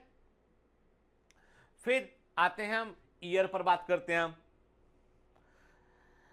Each middle ear contains 3 tiny bones के, आपके हमारे 2 ईयर है के, तो एक्सटर्नल ईयर है, मिडिल ईयर है, देन इंटरनल ईयर है के। तो इंटरनल ईयर जो होता है वो बेसिकली उसका न्यूरोसेंसरी फंक्शन है कि वो वास्तव में जो साउंड वेव है उसको फील करके इलेक्ट्रिकल इंपल्स में कन्वर्ट करता है, ब्रेन उसको फिर समझ पाता है क्या साउंड आ रहा है के। मिडिल ईयर जो होता है दैट इज वेरी इंपॉर्टेंट, यहाँ पर स्टेशन ट्यूब भी जाकर ओपन होती है। तो जब हम ईयर का स्ट्रक्चर पढ़ेंगे नर्वस सिस्टम में, जब डिटेल में बात करेंगे, अभी इतना समझ लीजिए कि मिडिल ईयर के अंदर जो है कुछ बोन्स पाई जाती हैं, और उन बोन्स का काम ये होता है कि जो बाहरी जो आपका आउटर ईयर जो आपका जो कंपन है के, हम ऐसा कहते हैं कि देखिए ये जो टिम्पैनिक मेम्ब्रेन, ये टिम्पैनिक मेम्ब्रेन है, ये आप देख रहे हैं ये आपका आउटर ईयर है, तो आउटर ईयर में जो ऑडिटरी कैनाल है के, तो जो साउंड वेव है वो साउंड वेव जो है वो साउंड वेव गया है इसके पास में यहाँ पे, और ये टिम्पैनिक मेम्ब्रेन से जाके टकराया के। टिम्पैनिक मेम्ब्रेन से टकराने के बाद क्या हुआ कि जो कंपन था उस कंपन को जो है आगे प्रोपेगेट करने का काम किसका था, वो था मिडिल ईयर कट के। और मिडिल ईयर में with the help of the small bones के, इन small malleus, incus and stapes के, यदि सीक्वेंस से बात करें हम बाहर से अंदर की ओर, तो मैलियस आउटर साइड में है, इनकस बीच में है, और स्टेपीज जो है वो अंदर तरफ हट के, ठीक है, सबसे अंदर तरफ के स्टेपीज जो है वो अंदर तरफ है। ठीक, मैलियस, इनकस एंड स्टेपीज, ये सीक्वेंस होता है, मतलब सीक्वेंस याद रखिएगा बेटा, इसका सीक्वेंस जो है बाहर से अंदर, और सीक्वेंस का है मिस। ठीक है, मैलियस, इनकस एंड स्टेपीज, ठीक। तो ये ईयर ऑब्स्टिकल कहलाते हैं इनको, और ये क्या करते हैं, इस वेव को जो कंपन आया था टेम्पैनिक मेम्ब्रेन से, उसको वो इंटरनल ईयर को वो ट्रांसमिट करते हैं। और आप देख रहे हैं मिडिल ईयर वाले भाग में आपको जो है आपको दिखाई पड़ रहा है बेटा, आपको जो है वो ऑडिटरी ट्यूब भी दिखाई पड़ रही है, यहाँ पे आपको के आप देख रहे हैं स्टेशन ट्यूब आपको दिखाई पड़ रहा है, ये दिखाई दे रहा है आपको, ठीक। और ये अंदर इंटरनल ईयर है, और इंटरनल ईयर में आप देख रहे हैं मैलियस, इनकस एंड स्टेपीज आपको दिखाई दे रहा है। ठीक है, क्लियर। और इंटरनल इनर ईयर में क्या होता है, कॉकलिया होता है उसके अंदर, देखिए ध्यान से ना, outer ear, middle ear, then the inner ear के। मिडिल ईयर में आपको 3 ईयर बोन दिखाई पड़ती हैं, मैलियस, इनकस एंड स्टेपिस के। बार बार बोल रहा हूं, इसलिए बोल रहा हूं ताकि आपको ये चीजें याद हो जाए बेटा। क्लियर? तो ईयर ऑसिकल किस ईयर से जुड़े होते हैं बेटा? वो होते हैं आपके मिडिल ईयर से, उनका कनेक्शन होता है। देखिए आपके, अब बिल्कुल हम मिडिल ईयर के लड़के टिम एक तरफ आउटर जो मैलियस है, malleus is with the contact of the किससे? वो किसके कांटेक्ट में बेटा? वो कांटेक्ट में किसके है? वो टेम्पैनिक मेम्ब्रेन के कांटेक्ट में के, ठीक, आउटर। फिर आपने कहा मैलियस है, देन इनकस है, देन द स्टेपीज आपको जो है वो दिखाई दे रहा है। सबसे छोटा है हमारी बॉडी में, सबसे छोटा कोई बोन है, स्मॉलेस्ट जो बोन है वो क्या? वो स्टेपीज है। ठीक है, चलिए आप बताइए मुझे, हमारी बॉडी में लार्जेस्ट बोन कौन सा है? ठीक है, हमारी बॉडी में लार्जेस्ट एंड लॉन्गेस्ट बोन कौन सा है? आप बताएंगे कि लार्जेस्ट एंड लॉन्गेस्ट बोन कौन सा है। फिर हम देख रहे हैं आपको सबसे छोटा बोन स्टेपीज आपको ये दिखाई दे रहा है। क्लियर? देखिए ध्यान से ना, देखिए मैलियस जो होता है वो आपको हैमर से हथौड़े के समान शेप का दिखाई पड़ता है आपको। ठीक है, फिर जो आपको इनकस होता है वो एक एनविल के समान, एक एंकरेज के समान, एक जो है वो उभरे हुए हिस्से के समान दिखाई पड़ता है। देन स्टेपी होता है आपको, जो आपको जो है ब्रॉड जैसे होता है, सील लगाने वाला ठप्पा हो होता है के, जिसको हम बोलते हैं स्टाम्प बोलते हैं, स्टाम्प के समान हमको एक प्रकार से दिखाई पड़ता है के। तो हम क्या कहते हैं? मैलियस, इनकस और स्टेपीज आपको ये दिखाई पड़ रहे हैं। ठीक है, क्लियर? और स्टेपीज जहां पर जुड़ता है वो क्या है बेटा? उससे हम देख रहे हैं यहाँ पे, मैंने आपसे कहा कि वो कहां जुड़ रहा है आपको? वो इंटरनल ईयर पे जाकर वो कनेक्ट करता है बेटा। यहाँ पे, यहाँ पर आपको ओवल विंडो हमें दिखाई पड़ती है। और जो यहाँ पर मैलियस होता है वो कहां पर होता है? वो टिम्पैनिक मेम्ब्रेन में जुड़ा होता है। तो स्टेपीज जो है वो ओवल विंडो के पास में, ओवल विंडो के थ्रू के पास खुलता है यहाँ पर। ठीक है, और जबकि जो है जुड़ा होता है, जबकि जो है क्या जुड़ा होता है ये, और टिम्पैनिक मेम्ब्रेन पर मैलियस जो है वो जुड़ा होता है। ठीक है ना? क्लियर? अब the skull region articulate with the superior region of the vertebral column के। अब वर्टिबल कॉलम का सबसे ऊपरी हिस्सा, स्कल का सबसे निचला हिस्सा आपस में जुड़ा होता है, और यहां पे जो दोनों हिस्से जुड़े होते हैं, तो वहां पर वर्टिबल कॉलम का जो फर्स्ट सर्वाइकल वर्टिब्री है, फर्स्ट सर्वाइकल वर्टिब्री, इसको हम एटलस कहते हैं, उसके ऊपर स्कल रखा होता है के, और वो स्कल 2 कॉन्डाइल के थ्रू रखा होता है। तो मैंने क्या कहा आपसे कि with the help of the 2 occipital condyle, इसलिए हमारा स्कल क्या होता है? डाइकॉन्डाइलिक स्कल होता है। इंपॉर्टेंट पॉइंट है ये। देखो कॉन्डाइल क्या चीज है बेटा? इसमें देखो इमेज में ध्यान देखिएगा कि मैं इमेज में मार्क करता हूं मैं कॉन्डाइल क्या चीज है इसमें, तो मैं इसको ग्रीन से मार्क करता हूं। This is the condyle, this is the condyle, ये है कॉन्डाइल। ठीक है, मैं ग्रीन से मार्क कर रहा हूं उसको, ये कॉन्डाइल है। ठीक है, उभरे हुए होते हैं बेटा, और ये एटलस वर्टिब्री, फर्स्ट वर्टिब्री के ऊपर, ये सर्वाइकल वर्टिब्री के ऊपर ये रखे होते हैं, जुड़े होते हैं। ठीक है, दिस इज दी डाइकॉन्डाइलिक। ठीक है, एंड आप देख रहे हैं आपको फोरामेन मैग्नम दिखाई पड़ रहा है, एक जो है पोर दिखाई पड़ रहा है जहां से ब्रेन का हिस्सा बाहर निकलेगा के स्पाइनल कॉर्ड के थ्रू। ठीक है, तो क्या देख रहे हैं हम यहाँ पे? 2 ऑक्सीपिटल कॉन्डाइल है, this is the foramen magnum देख रहे हैं आप। ठीक है, फिर देखिए आप जो कॉन्डाइल है वो कहां है? देखो ये उभरा हिस्सा, this portion is the occipital condyle. ठीक है, देख रहे हैं?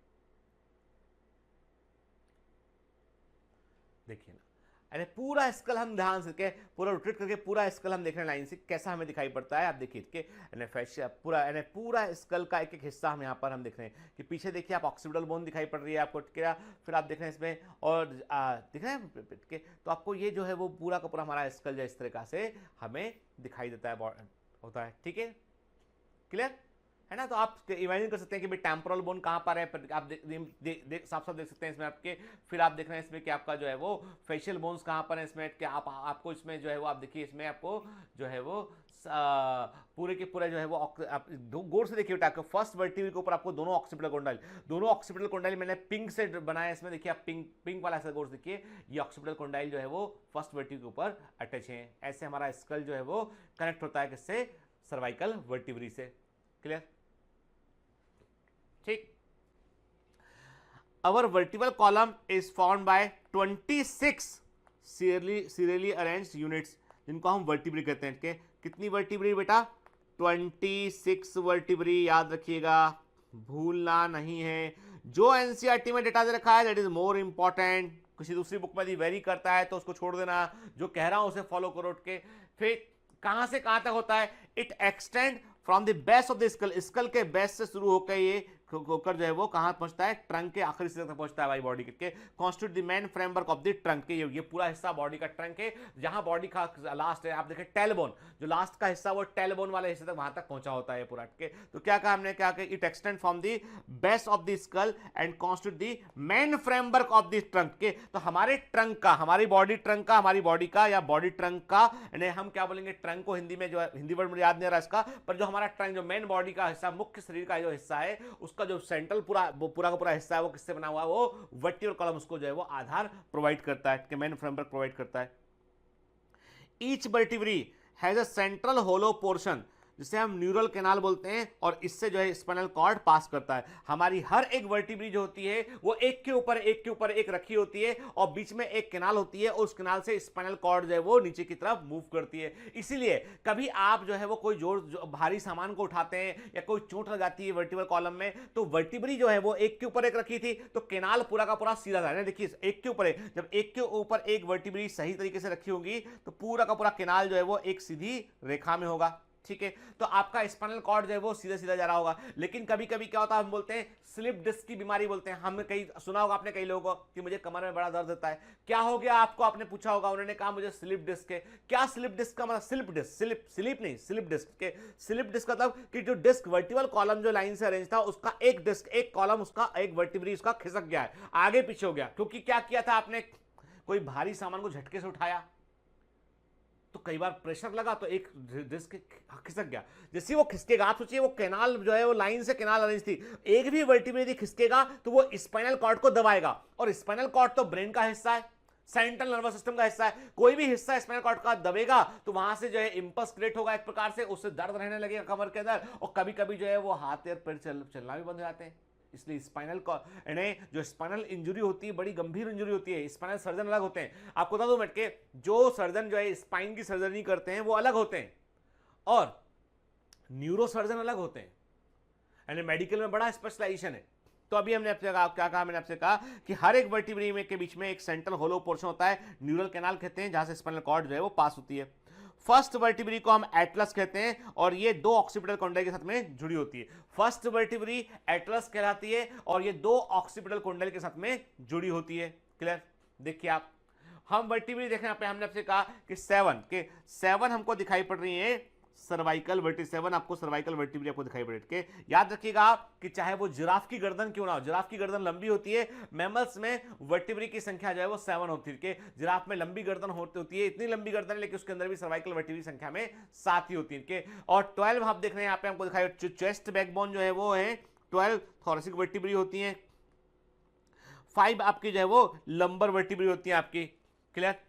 ठीक है, 5 आपकी जो है वो लंबर वर्टिब्री जो लोअर बैकबोन को बनाती है के। और देन आप देख रहे हैं सैक्रम को देख रहे हैं यहाँ पे आप। क्लियर?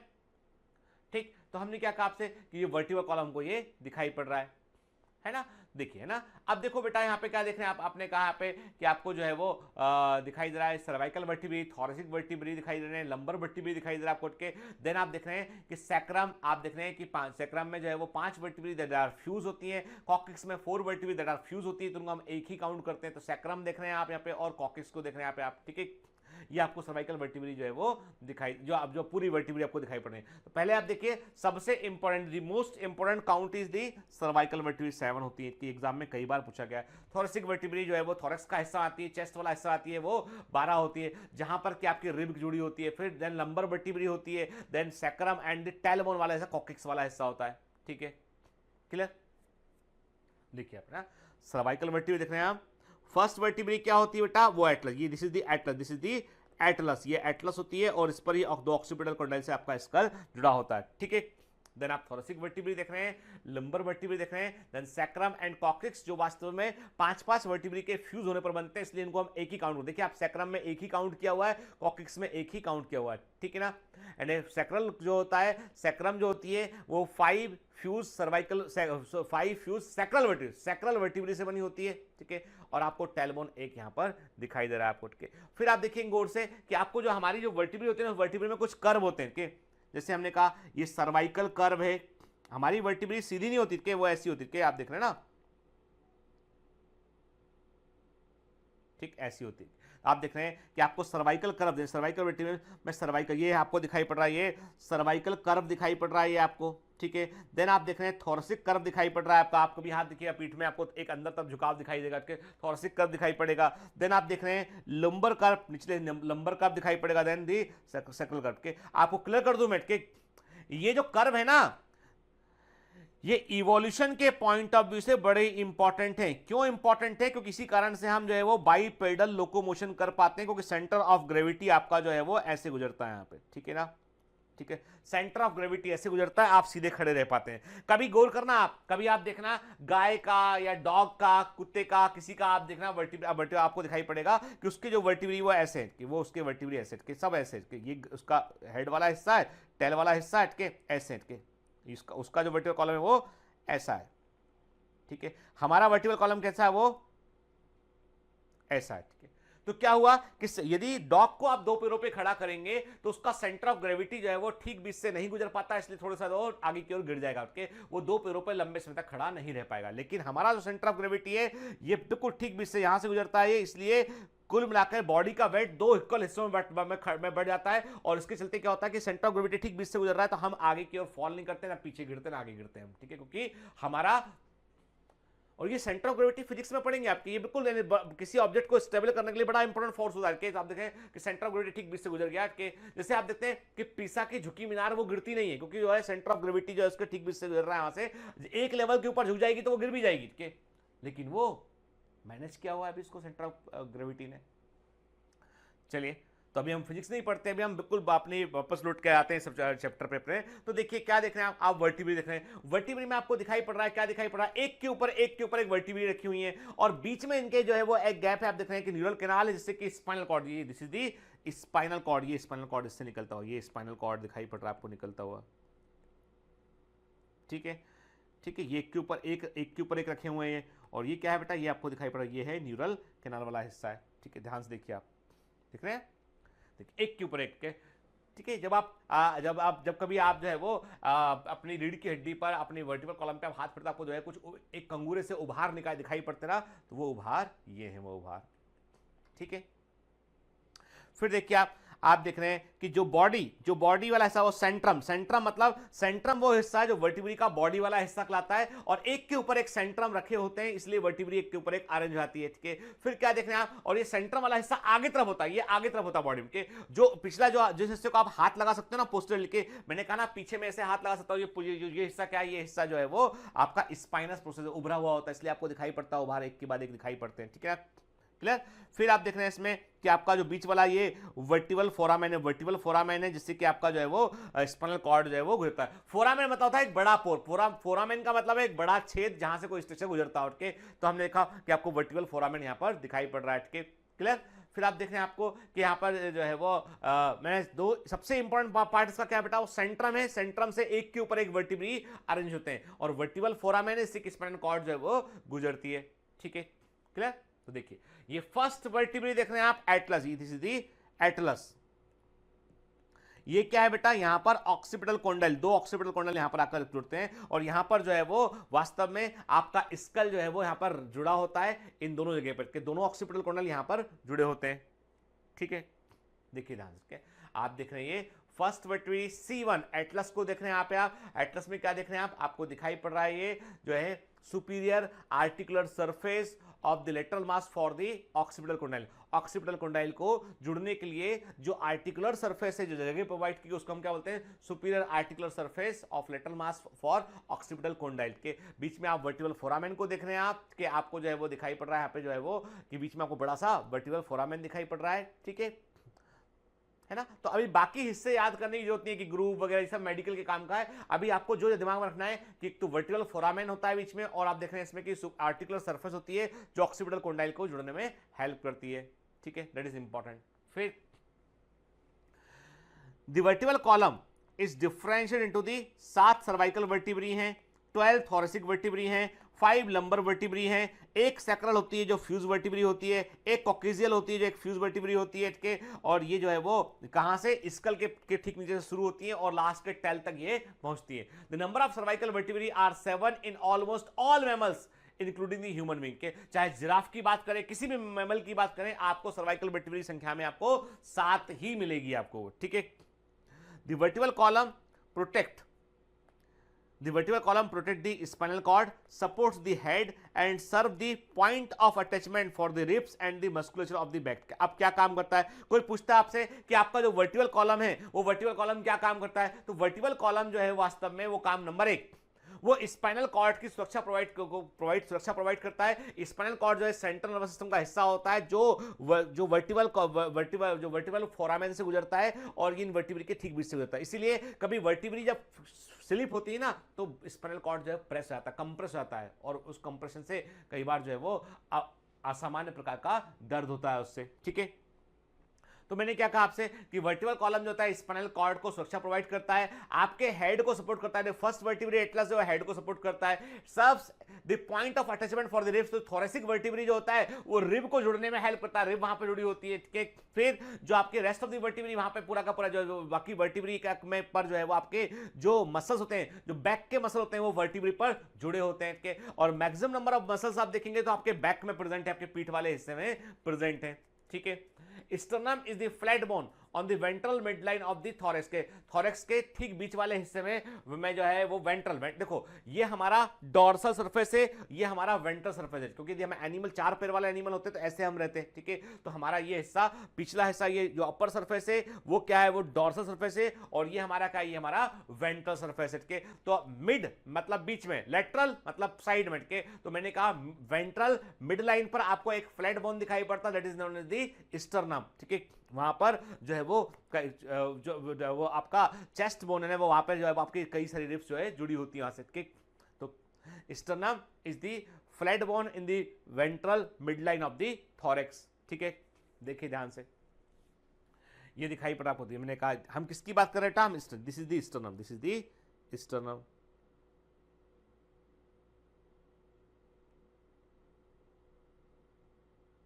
स्टर्नमेट के, एंड ये आप देख रहे हैं रिब केज दिखाई पड़ रहा है, and this is the back side में वर्टिब्रेट के। तो मतलब हमारा जो रिब केज है, रिब केज का जो अगला वाला हिस्सा है जो हम कहते हैं रिब केज का जो वेंट्रल हिस्सा है वहां पे सामने स्टर्नम है, और रिब केज का जो आपका डॉर्सल हिस्सा है वहां पे क्या है, वहां पे वर्टिब्रे दिखाई पड़ रही है, और इसके बीच में आप देख रहे हैं कि पूरा का पूरा रिब केज बना हुआ है, पिंजरे के समान बना हुआ है। और इस रिब केज में क्या प्रेजेंट है, इसके अंदर जो है वो किसको घेरे हुए है, ये घेरे हुए किसको बेटा, लंग्स को घेरे हुए, आपके हार्ट को घेरे हुए, ठीक है ना, क्लियर।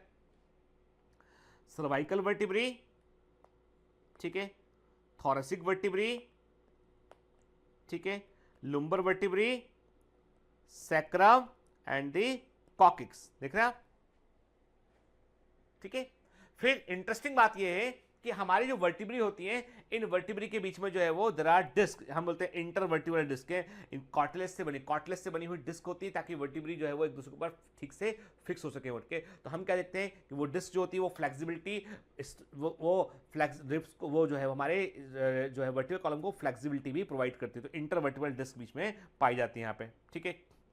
फिर देख रहे हैं हम थोरेसिक केज हमको दिखाई पड़ रहा है, थोरेसिक केज में आप देखिए आपको स्टर्नम दिखाई पड़ रहा है, स्टर्नम के भी कई हिस्से होते हैं, स्टर्नम का निचला हिस्सा जो है वो जिफॉइड प्रोसेस कहलाता है, स्टर्नम का निचला जो हिस्सा होता है उसे हम जिफॉइड प्रोसेस कहते हैं, ये this is the xiphoid process के। इतना याद रखना बेटा कि जिफॉइड प्रोसेस का संबंध किस पार्ट से है, उसका संबंध है स्टर्नम से, ठीक है, क्लियर।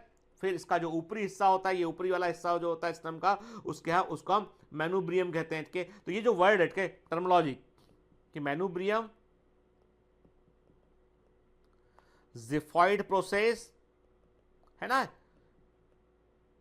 ठीक है, ये टर्मिनोलॉजी, इसका संबंध किससे, इसका संबंध है स्टर्नम से। सिंपल सा क्वेश्चन पूछेंगे आपसे नीट में, ठीक है ना, डिटेल में जाकर नहीं पूछेंगे आपको। क्या देख रहे हैं आप, मैनुब्रियम देख रहे हैं, देन आप देख रहे हैं इसका, तो ये पूरा हिस्सा स्टर्नम है के। तो स्टर्नम के अंदर आप देख रहे हैं तो आपको ये पूरा आगे वाला बोन स्टर्नम दिखाई पड़ रहा है। देन उस पर क्या जुड़ा हुआ आपका, आप देख रहे हैं स्टर्नम से जो है क्या जुड़ा हुआ बेटा, स्टर्नम से जुड़ा हुआ है वास्तव में क्या, रिब्स जुड़े हुए। ऐसे रिब जो स्टर्नम से जुड़े होते हैं वो वास्तव में ट्रू रिब होते हैं, वो क्या कहते हैं, ट्रू रिब कहते हैं, ट्रू रिब, ठीक है। ट्रू रिब वो होते हैं जो सीधे स्टर्नम से जुड़े होते हैं, हम वास्तविक रिब कहते हैं, वो 1 से 7 पेयर होते हैं, ठीक है। फिर जो आपके फॉल्स रिब होते हैं वो सीधे स्टर्नम से नहीं जुड़ते हैं, ठीक है। फ्लोटिंग रिब का केवल एक हिस्सा वर्टिकल कॉलम जुड़ा होता है, दूसरा हिस्सा उसका फ्री होता है के। तो 8 से लेके 10 तक फॉल्स रिब है, देन उसका 11 एंड 12 जो है वो फ्लोटिंग रिब्स आपको दिखाई पड़ रहे हैं, ठीक है ना, क्लियर, ठीक है। चलिए आगे बात करते हैं। देयर आर रिब्स की बात करें, there are 12 pair of ribs, ribs के 12 जोड़े होते हैं यहाँ पे। Each rib is thin flat bone connected dorsally to the vertebral के। डॉर्सली रिब कहां जुड़ा हुआ है, वर्टिब्रल। डॉर्सल मतलब मैंने कहा ना बेटा, याद रखना, डॉर्सल मतलब ये वाला हिस्सा के, और वेंट्रल तो आगे वाला हिस्सा, ठीक है ना, क्लियर। तो डॉर्सली जो है वो वर्टिब्रल कॉलम जुड़ा होता है और वेंट्रली स्टर्नम जुड़ा होता है। और ये गड़बड़ मत करना क्या, ऑप्शन में कई बार डॉर्सल वेंट्रल में कंफ्यूज कर जाते हैं हम, ठीक है ना, ठीक है। जो पीछे है आपका वो डॉर्सल वाला हिस्सा, आगे वाला आपका वेंट्रल हिस्सा। हमारा हार्ट कैसा होता है, वेंट्रल पोजीशन में होता है हार्ट हमारा, है ना, याद है आपको, पढ़ा एनिमल किंगडम में हमने। It has 2 articulation surface on the dorsal and hence called the bicephalic, क्या याद रखें। तो हम क्या कहते हैं, हमारी रिब्स होती है, वो रिब्स जो है वो डॉर्सल एंड पर जो है वो आपको आपकी जो रिब्स होती है, ये डॉर्सल एंड पे वर्टिब्रल कॉलम जुड़ी होती है, और आप देख रहे हैं कि जो है वो वेंट्रल एंड पे स्टर्नम जुड़ी होती है। जब डॉर्सल एंड पर वो वर्टिब्रल कॉलम से जुड़ती है, तो वहां पे आप देखेंगे कि वो 2 आर्टिकुलेशन सरफेस उनको दिखाई पड़े, 2 उभरे हिस्से पे होते हैं जहां पे वो जुड़ती है, इसलिए इसको बाइसेफेलिक हम जो है रिब्स कहते हैं, क्लियर। पहले फर्स्ट 7 पेयर ऑफ रिब्स को हम ट्रू रिब्स कहते हैं, और ट्रू रिब्स जो होती है वो सीधी स्टर्नम से जुड़ी होती है, ठीक है ना। डॉर्सली जो ट्रू रिब्स होती हैं, dorsally they are attached to the thoracic vertebrae and ventrally connected to the sternum, okay, with the help of the hyaline cartilage। cartilage कौन सा होता है बेटा, hyaline cartilage, याद रखना आपको, okay।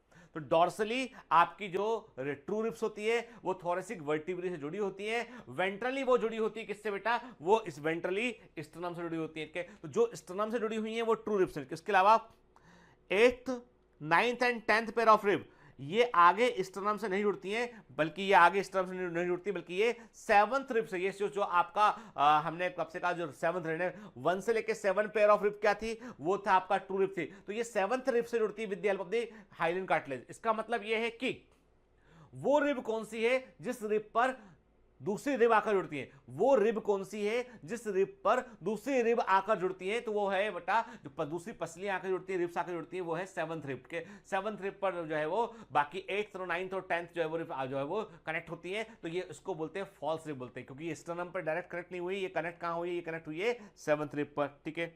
But join the 7th rib with the help of the hyaline cartilage के, और इन्हें हम बोलते हैं वर्टिब्रोकॉन्ड्रल रिब्स के। वर्टिब्री से जुड़े एक तरफ, पीछे कहां जुड़ी हुई है, वर्टिब्री जुड़ी हुई है, और आगे कहां जुड़ी हुई है, वो आपकी दूसरी रिब से जुड़ी हुई है, तो इनको हम वर्टिब्रोकॉन्ड्रल रिब्स कहते हैं या फॉल्स रिब्स कहते हैं, क्लियर। देखिए है ना, 1 से 7 देखिए कोर्स के, 1 से 7 ये क्या है, ये आपके ट्रू रिब्स हैं। देखिए आपके ये बकायदा है 1 से 7 ट्रू रिब्स है, ये जो है वो कहां जुड़ी होती है, फाइनली ये जुड़ी होती है किससे, ये स्टर्नम से आके जुड़ती है। लेकिन 8th, 9th और 10th आप देखेंगे गौर से, तो ये 8th, 9th और 10th क्या ये है, फॉल्स रिब है, फॉल्स रिब से ये जो है वो एक तब तो वर्टिब्रल कॉलम से जुड़ी हैं, लेकिन सामने वो 7th रिब से आके जुड़ गई उठ के। और 11th और 12th की मजेदार बात है कि ये वर्टिब्रल कॉलम से निकली हैं, लेकिन ये कहीं आगे नहीं जुड़ी है, फ्री है, वो फ्लोटिंग है, इनको हम बोलते हैं फ्लोटिंग रिब्स कहते हैं। 11th एंड 12th जो है वो क्या है, ये फ्लोटिंग रिब्स हैं, केवल एक तरफ अटैचमेंट है इनका जो है वर्टिब्रल कॉलम के साथ में, ठीक है।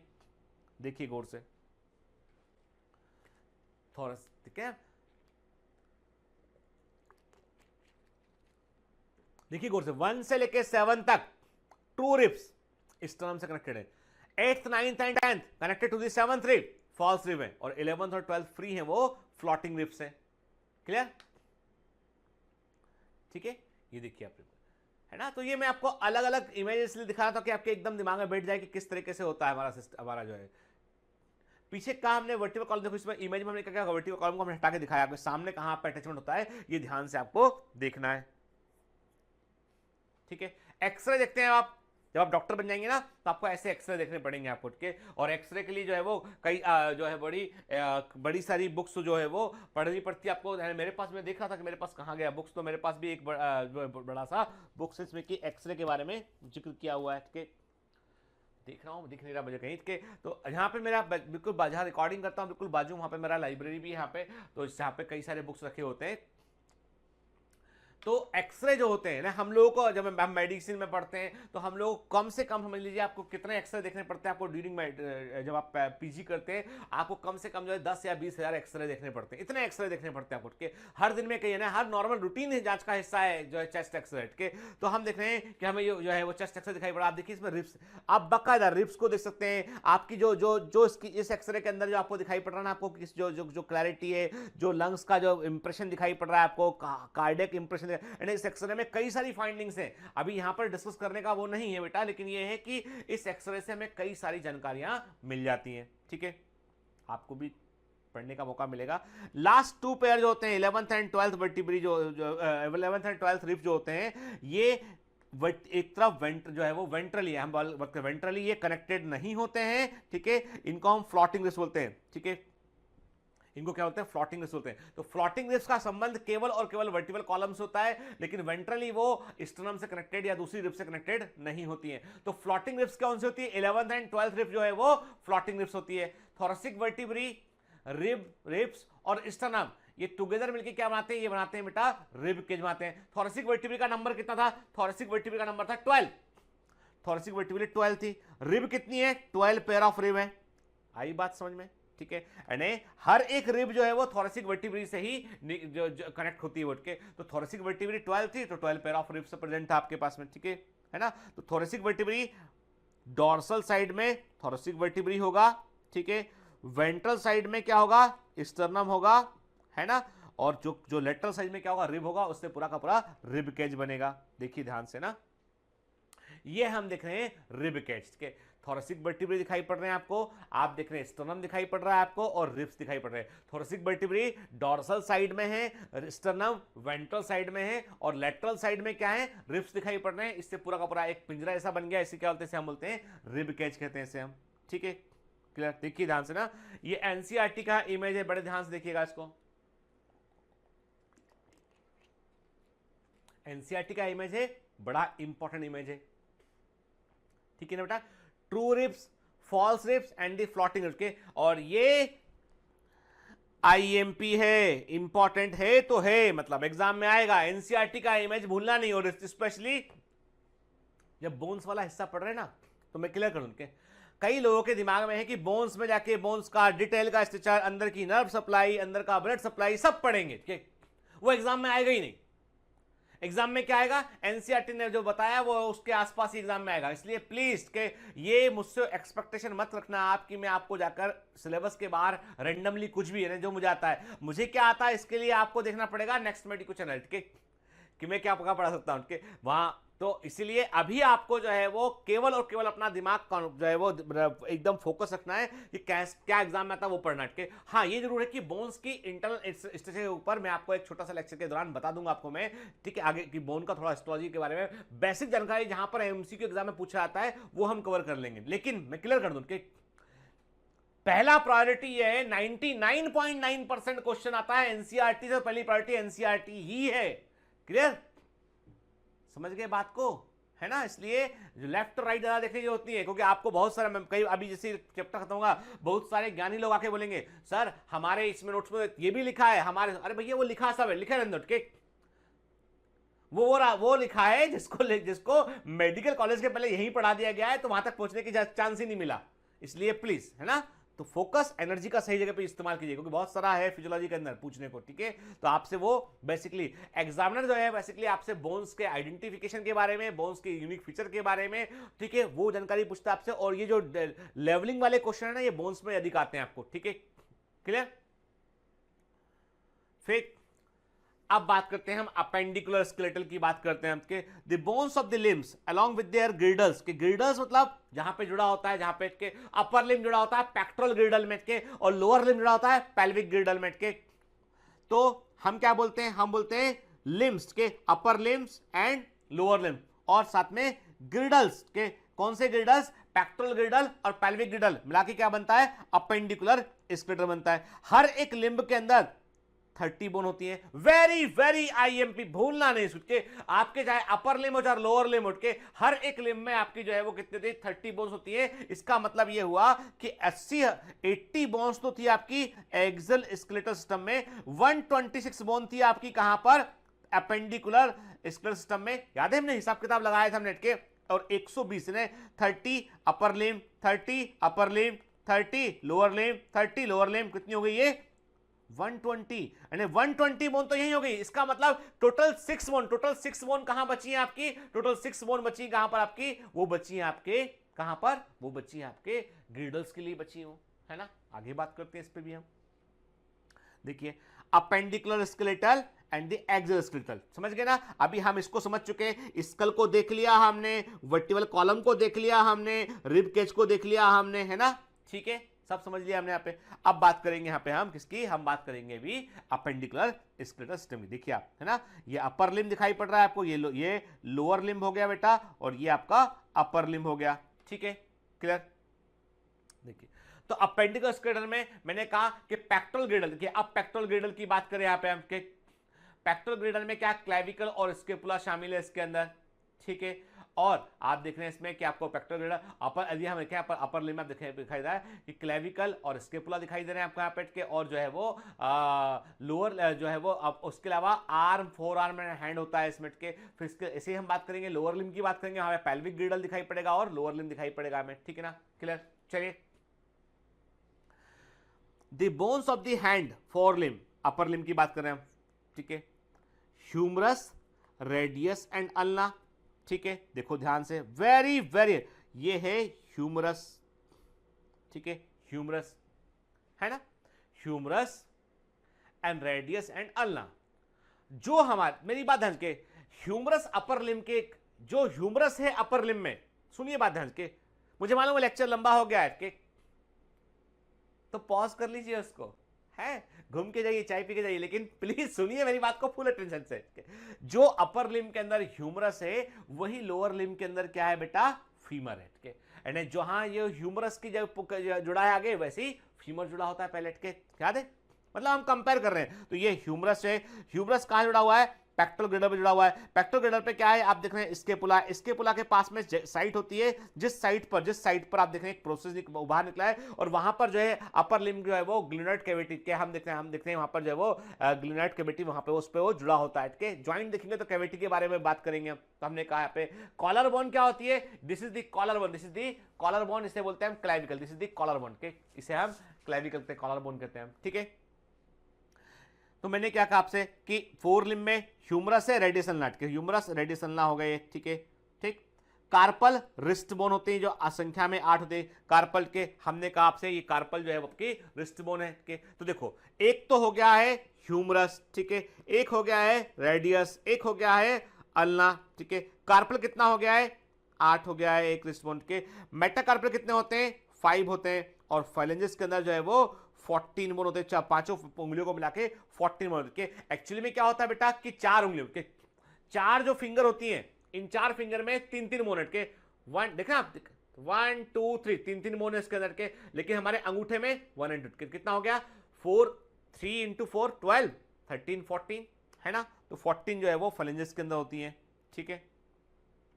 डिजिट्स बोलते हैं इसको हम, फाइलेंजेस बोलते हैं, उंगलियां बोलते हैं, है ना।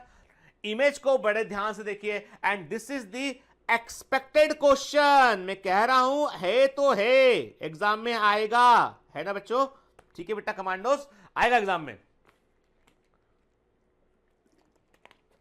ये जो लेवलिंग है ना, कैसे एग्जाम में आएगा, ऐसे एग्जाम में आएगा, ये हटा हटा के एग्जाम में आएगा, ये हटा दिया, हटा दिया, हटा दिया, आपको हटा दिया, ठीक है,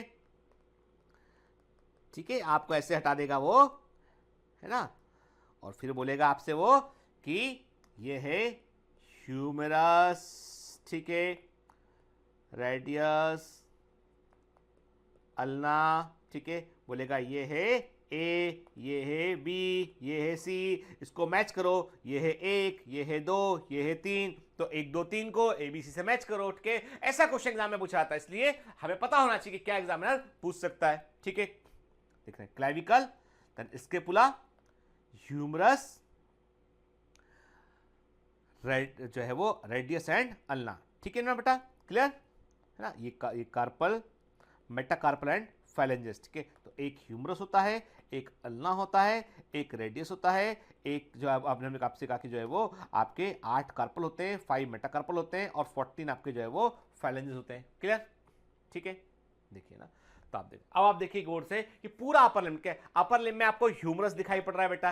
ह्यूमरस में आपने कहा head of the humerus, head of the humerus जो है वो इसके पुला के साथ में कनेक्ट होगा वो के हेड ऑफ द ह्यूमरस, इसके पुला के पास में जो ग्लेनोइड कैविटी वहां पे जो कनेक्ट होगा वो के। तो हमने कहा देखिए ये इसके पुला के पास अटैचमेंट साइट है, यहां पर ये कनेक्ट होगा अपने आप को, ये हेड ऑफ द ह्यूमरस है, ठीक है, ऐसे ही कनेक्ट होगा, ठीक है ना। यहां पर बॉल एंड सॉकेट ज्वाइंट बनेगा, ये बॉल एंड सॉकेट ज्वाइंट बनेगा, यहां पे आगे पढ़ेंगे हम के सॉफ्ट ऑफ द ह्यूमरस है। देन द ह्यूमरस का जो हिस्सा रेडियस अल्ना से connected that is the trochlea. तो ट्रोक्लिया वर्ड का संबंध किस बोन से है, that is the question exam में पूछ सकते हैं। Trochlea is the part of the humerus that is connected with the radius and ulna, है ना।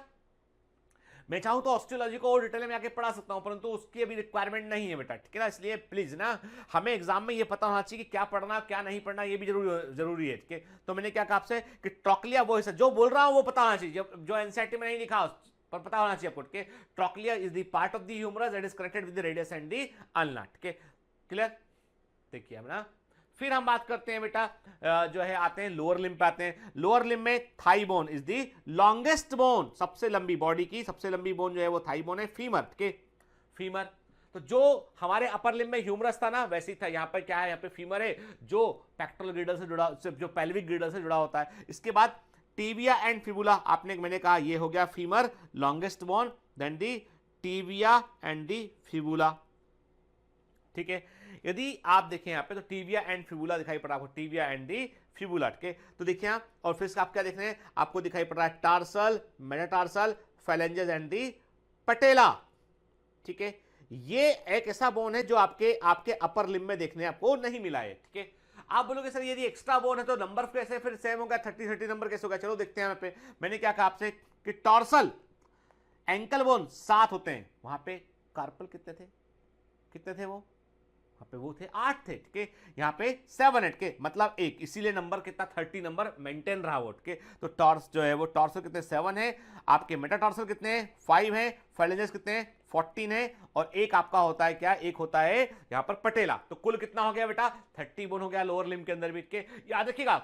अपर लिम्ब और लोअर लिम्ब में एक छोटा सा फर्क यह है कि लोअर लिम्ब के पास में पटेला नाम का एक सेसमॉइड बोन होता है जो टेंडन के ऑसिफिकेशन से बनता है। तो हमने क्या कहा आपसे कि जो वास्तविक जो है वो, तो ये जो पटेला है, पटेला जैसा स्ट्रक्चर जो है आपको अपर लिम्ब में देखने नहीं मिलता है। अपर लिम्ब में जो कार्पल है वो 8 होते हैं, लोअर लिम्ब में टॉर्सल जो है वो 7 होते हैं, और एक जो बोन क्या होता है वो नंबर बराबर 30 क्यों, क्योंकि एक होता है पटेला, ठीक है ना। यहाँ पे क्लियर, क्या लिखा देखो पढ़ देते हैं, ठीक है। फीमर थाई बोन है, लॉन्गेस्ट बोन होती है। टीबिया फिबुला एक संख्या में 1 होती है। टॉर्सल जो है एंकल बोन 7 इन नंबर होती है। मेटाटॉर्सल 5 इन नंबर होती है। फ्लेंजेस जो उंगलियां होती है पैरों की 14 होती हैं, फिंगर्स में तीन है, और जो आपका टो है उसमें अंगूठा उसमें 2 बोनेट के, ठीक है, क्लियर। देखिए अगेन मैंने आपसे कहा है this is again important for exam, ठीक है। इसमें भी आपको लेवलिंग करने को आएगा, तो आप देख रहे हैं इसमें आपको दिखाई पड़ रहा है ये आपको जो है वो पेल्विस का हिस्सा दिखाई पड़ रहा है, आपको इलियम वाला हिस्सा दिखाई पड़ रहा है, आपको कॉक्सल बोन सैक्रम वाला हिस्सा के। तो अभी हम आगे डिटेल में अभी इतना समझ गए यहाँ पे कि जो है वो हेड ऑफ जो है आपका पेल्विक ग्रिडल में जो है आप देख रहे हैं कि आपका हेड ऑफ द फीमर जो है वो अटैच होता है, ठीक है ना, क्लियर। तो देख रहे हैं आपको दिखाई पड़ रहा है ये इलियम प्यूबिस एंड इशियम, ये पेल्विक ग्रिडल के आपको हिस्से ये दिखाई पड़ रहा है, पार्ट ऑफ द पेल्विक ग्रिडल, ठीक है।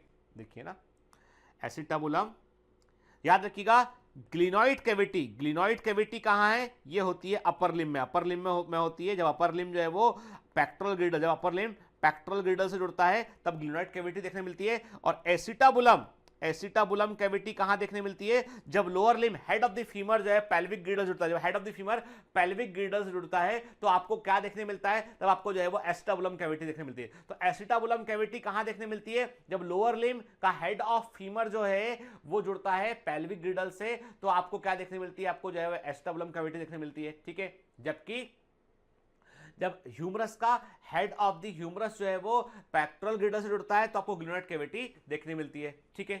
एसिटाबुलम, छोटी छोटी बातें याद रखना बेटा के, ये एसिटाबुलम है ना, head of femur, neck of femur, greater trochanter and lesser trochanter के उभार होते हैं ये फीमर के ऊपर, तो ग्रेटर ट्रोकेंटर और लेजर ट्रोकेंटर बोलते हैं इनको हम, के ये फीमर है। फिर ये पटेला है, आपका जो घुटने के ऊपर का कटोरी होता है उसे पटेला कहते हैं हम के, ठीक। फिर head of the fibula, fibula है, देन दिस इज टिबिया के, टार्सल, मेटाटार्सल एंड दी फाइलेंजेस, ठीक है। ये है pelvic ग्रिडल, this is the pelvic ग्रिडल, ठीक है बेटा, है ना। दिस इज द फीमर, पटेला, पटेला ऐसा होता है ट्राइंगुलर शेप का पटेला ये, ठीक है। टिबिया, फिबुला, ठीक है।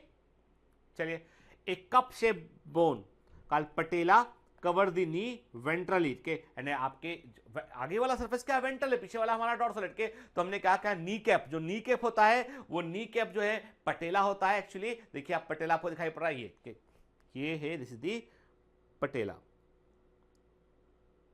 ठीक है। ये है क्वाड्रिसेप मसल्स एंड इसके टेंडन, ठीक है, देख रहे हैं आप। तो ये पूरा नहीं पटेला नी कैप जो था बड़ा इंपॉर्टेंट स्ट्रक्चर होता है, ठीक है। तो आप देख रहे हैं आपको नी कैप दिखाई पड़ रहा है आपको, जो इसे हम पटेला कहते हैं। सेसमॉइड बोन कैटेगरी में आता है, हम बोन की कैटेगरी के बारे में आगे बात करेंगे। सेसमॉइड बोन कैटेगरी में आता है, और आप देख रहे हैं इसको कि किस प्रकार से जो है वो टिबिया, फिबुला और जो है वो फीमर, उसके बीच में यहाँ पे अटैचमेंट है, मस्कुलर अटैचमेंट है, वहाँ पे पटेला आपको दिखाई पड़ रहा है। बेसिकली एक प्रकार से ऐसा कहते हैं कि टेंडन के ही ऑसिफिकेशन से इस बोन का ये बोन ओरिजिनेट होती है, ठीक है ना। देखिए this is the patella knee cap, देख रहे हैं आप। Shin bone is the tibia, thigh bone is the femur के, शिन बोन इज दी, जो आप है ना आपके पैर, आपका जो पैर है उसमें आगे आपको जो उभार दिखाई, उभरी हुई बोन दिखाई पड़ती रहती थी, shin bone that is the tibia and the femur is the thigh bone, ठीक है। Patella is the knee cap.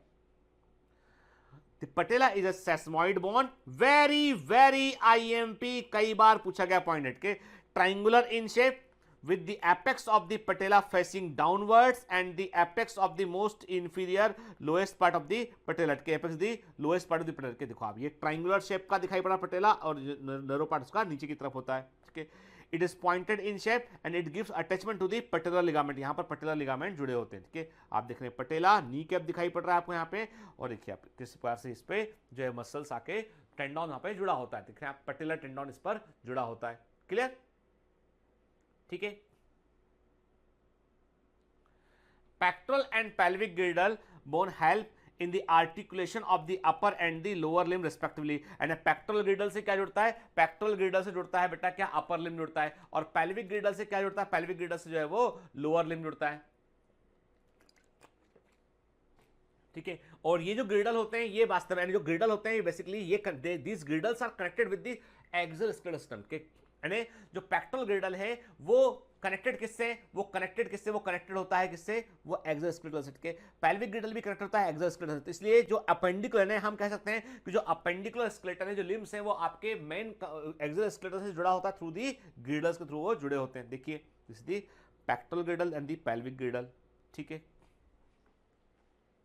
ठीक है। कैसे जुड़ा देखो आप ध्यान से, आप देखो ना कि आपको जो पेक्टोरल ग्रिडल में आप देख रहे हैं, पेक्टोरल ग्रिडल में आपको जो क्लेविकल है उसका एक हिस्सा स्टर्नम से जुड़ा हुआ है, स्टर्नो क्लेविकुलर जॉइंट है, देख रहे हैं आप, स्टर्नो क्लेविकुलर जॉइंट है, आप देख रहे हैं आप, ठीक है ना, है ना। तो ये पेक्टोरल ग्रिडल का एक हिस्सा जुड़ा हुआ है किससे, एक्सल स्केलेटल से। जबकि आप देख रहे हैं पेल्विस में, देखिए आप पेल्विस में देख रहे हैं आप कि आपको दिखाई पड़ रहा है ये कॉकिक्स सैक्रम, इससे पैल्विक ग्रिडल वाला हिस्सा जुड़ा हुआ है यहाँ पे, तो ये ग्रिडल जो है वो किससे कनेक्टेड है, ये जो है वो एक्सल स्केलेटल से कनेक्टेड होता है। तो एनसीईआरटी में क्या लिखा है, pectoral and pelvic girdle bone help in the articulation of the upper and lower limb respectively, मतलब पेक्टोरल ग्रिडल अपर लिम्ब से, पैल्विक ग्रिडल लोअर लिम्ब से, और and with the axial skeletal, ठीक है ना, क्लियर। देखिए ध्यान से, ठीक है। चलो पहले बात करते हैं हम जो है वो पेक्टोरल ग्रिडल की बात करते हैं। Each girdle is formed of two half के, हर एक ग्रिडल दो आधे भागों से बना होता है। Each half of the pectoral ग्रिडल consist of A clavicle and scapular के, यानी पेक्टोरल ग्रिडल के हर एक भाग में एक क्लेविकल होता है और एक स्केपुला होता है। This is another clavicle, left right and left and right, ठीक है ना। तो हमने क्या कहा यहाँ पे कि दो स्केपुला है, तो जो आप देख रहे हैं कि आपको ये जो हम कभी हाथ मूव करते हैं ना, जो ये वाला बोन होता है, जो होता है यहाँ पे, ये क्या होता है, ये स्केपुला होता है। Collar bone is the clavicle, देखिए दिस इज द क्लेविकल के। हम बिल्कुल एक इंडिविजुअली हम इमेज देखते हैं कि एक अकेला बोन कैसा दिखाई पड़ेगा, जिससे हम देख रहे हैं collar bone, clavicle, and it is the one of the most frequent लेने, कभी चोट लगती है तो सबसे फ्रिक्वेंटली फ्रैक्चर होने वाली बोन में से एक होती है, कमजोर बोन में से एक होती है, ठीक है। And this is the one of the strongest bone, क्योंकि ये जो इसका फ्रैक्चर बड़ा बड़ा कम देखने मिलता है ना, आपको स्कैपुला का फ्रैक्चर देखने ना के बराबर मिलेगा, क्योंकि कारण ये है कि इसके ऊपर बड़ा टफ मसल कवर होता है, तो इतने आसानी से इसमें फ्रैक्चर नहीं होता है, ठीक है। आप देख रहे हैं this is the scapula, wings जो हमारे होते हैं, बैक में जो विंग्स वाला बोन दिखाई पड़ता है, ये क्या है, ये स्कैपुला है, ठीक है, ठीक है। Scapula is the large triangular flat bone situated in the dorsal part of the thorax between the second and the seventh rib के, एंड पोजीशन देखोगे तो ये सेकंड एंड सेवंथ रिब के बीच में, सेकंड से लेके सेवंथ रिब के बीच में आपको ट्राइंगुलर शेप का बोन आपको जो दिखाई पड़ता है, दैट इज दी स्कैपुला। तो ये बड़ा साइज का होता है, ट्राइंगुलर फ्लैट बोन होता है, जो dorsal part of the thorax के पिछले हिस्से में, डॉर्सल पार्ट में आपको दिखाई पड़ेगा ये, ठीक है ना। यानी हमारी बॉडी में क्या है, जो ये बैक वाला हिस्सा वो डॉर्सल पार्ट है, आगे वाला हिस्सा वेंट्रल पार्ट है, बार बार रिपीट कर रहा हूं तो कंफ्यूज ना हो, सेकंड से सेवन रिब के बीच में दिखाई पड़ेगा, देखिए ध्यान से। अब पूरा जो है सिस्टम कैसा होता है, आप देखें, आप देख रहे हैं ग्रिडल, ये देख रहे हैं हम, दिस इज दी स्कैपुला, ये स्कैपुला है, ठीक है, this is the clavicle and this is the humerus and it is the glenoid cavity, है ना बेटा, ये ग्लिनॉइड कैविटी आपको दिखाई दे रहा है, ठीक है, क्लियर।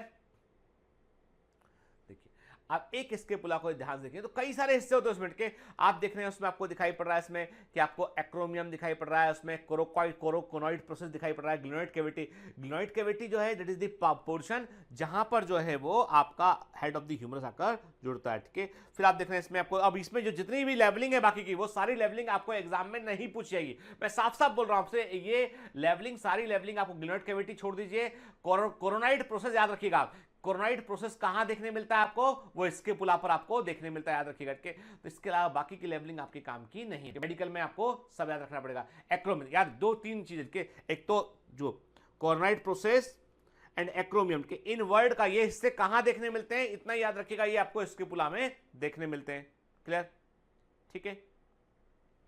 फिर the dorsal flat triangular body of scapula has slightly elevated ridge called the spine which project as a flat expanded process called the acromion, ठीक है। और acromion जो होता है वो उससे क्लेविकल जुड़ता है, इसलिए acromion एग्जाम में पूछा जाता है, ठीक है ना, इंपॉर्टेंट, ठीक है, क्लियर। मैंने क्या कहा ना बेटा, ये है acromion के, यहां पर clavicle, it is the site for clavicle attachment के, क्लेविकल के जुड़ने का ये स्थान होता है, ये acromion, ठीक है। कौन सा बेटा, देखो ध्यान से एक बार, ये एक्रोमियम, ठीक है, क्लेविकल आर्टिकुलर विद दिस के, below the acromion is a depression called the glenoid cavity which articulate with the head of the humerus to form the shoulder joint, क्या, तो शोल्डर जॉइंट कहां बनता है, स्कैपुला की glenoid cavity और head of the humerus यहां जुड़ता है, वहां पे शोल्डर जॉइंट बनता है, ठीक है, क्लियर है ना। देखो वही देखा था हमने, यहाँ पे हमने कहा ये ग्लिनॉइड कैविटी, इसके पहले भी एक इमेज देखा था हमने, यहाँ पे देखो ध्यान से के, हमने देखो ये क्या है, ये एक्रोमियम, दिस इज द एक्रोमियम प्रोसेस जिससे कि क्लेविकल जुड़ा हुआ है ना, ठीक। ये क्या है आपका, ये है ग्लिनॉइड कैविटी, इससे क्या जुड़ा हुआ, हेड ऑफ ह्यूमरस से जुड़ा हुआ है, देख रहे हैं आप यहाँ पे, है ना, ठीक है, क्लियर, ठीक है। चलिए, है ना, each clavicle is a long cylindrical bone with to curvature, ऐसा होता है क्लेविकल, देखेंगे आप,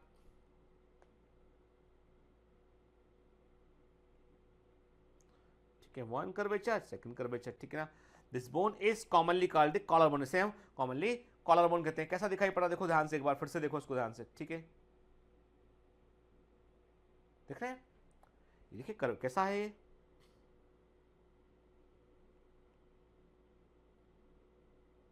ये कॉलर बोन, ठीक है।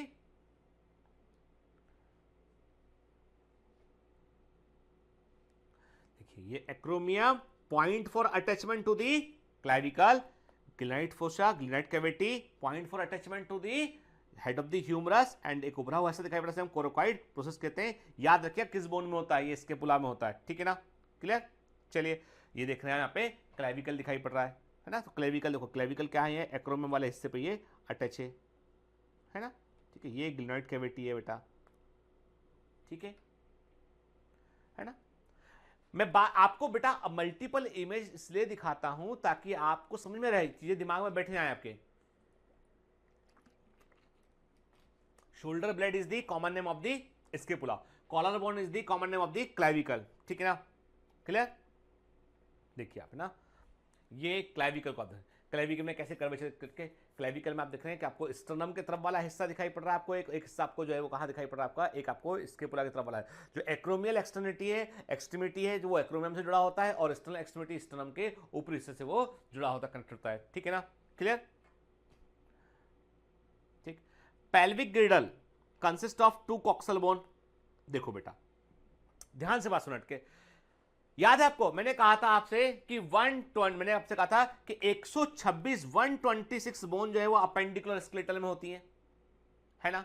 80 बोन आपके एक्सल स्केलेटल में होती हैं, 206 हो गया।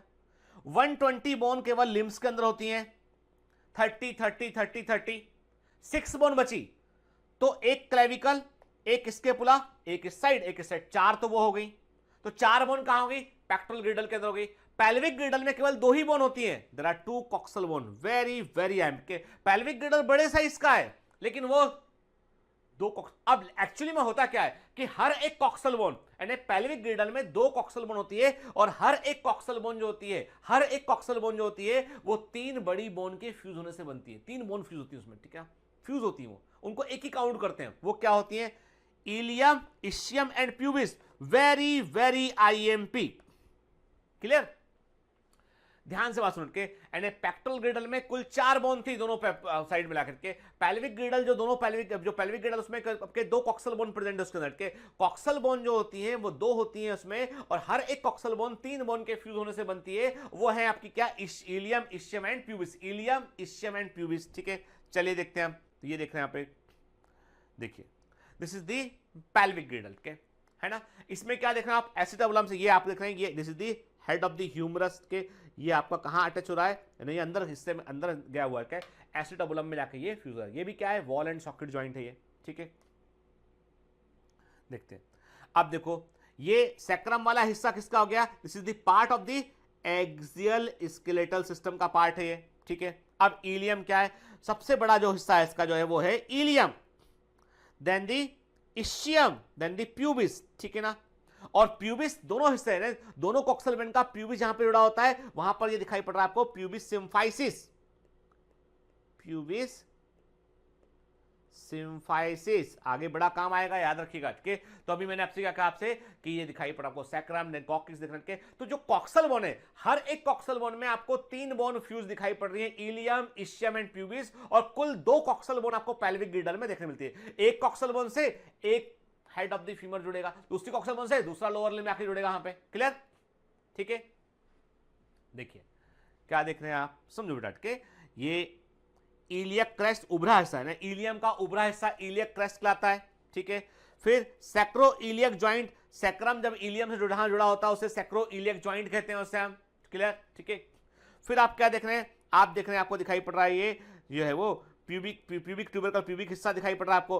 प्यूबिक सिम्फाइसिस जो है वो दोनों कॉक्सल बोन को अटैच करने में, प्यूबिस वाले हिस्से से दोनों कॉक्सल बोन जुड़ी होती है आपस में। एक देखो दोनों कॉक्सल बोन आगे पीछे कहां जुड़ी, वो आपके डॉर्सल तरफ पे कहां जुड़ी है, डॉर्सल सरफेस पर दोनों आपकी कॉक्सल बोन जुड़ी हुई है, किससे, सैक्रम से, ठीक है। और वेंट्रल पे कहां जुड़ी हुई है, वो प्यूबिक सिम्फाइसिस से जुड़ी हुई है, ठीक है। देखिए आप प्यूबिक सिम्फाइसिस है ना, दिस इज द पोर्शन जुड़ी आगे, ठीक है।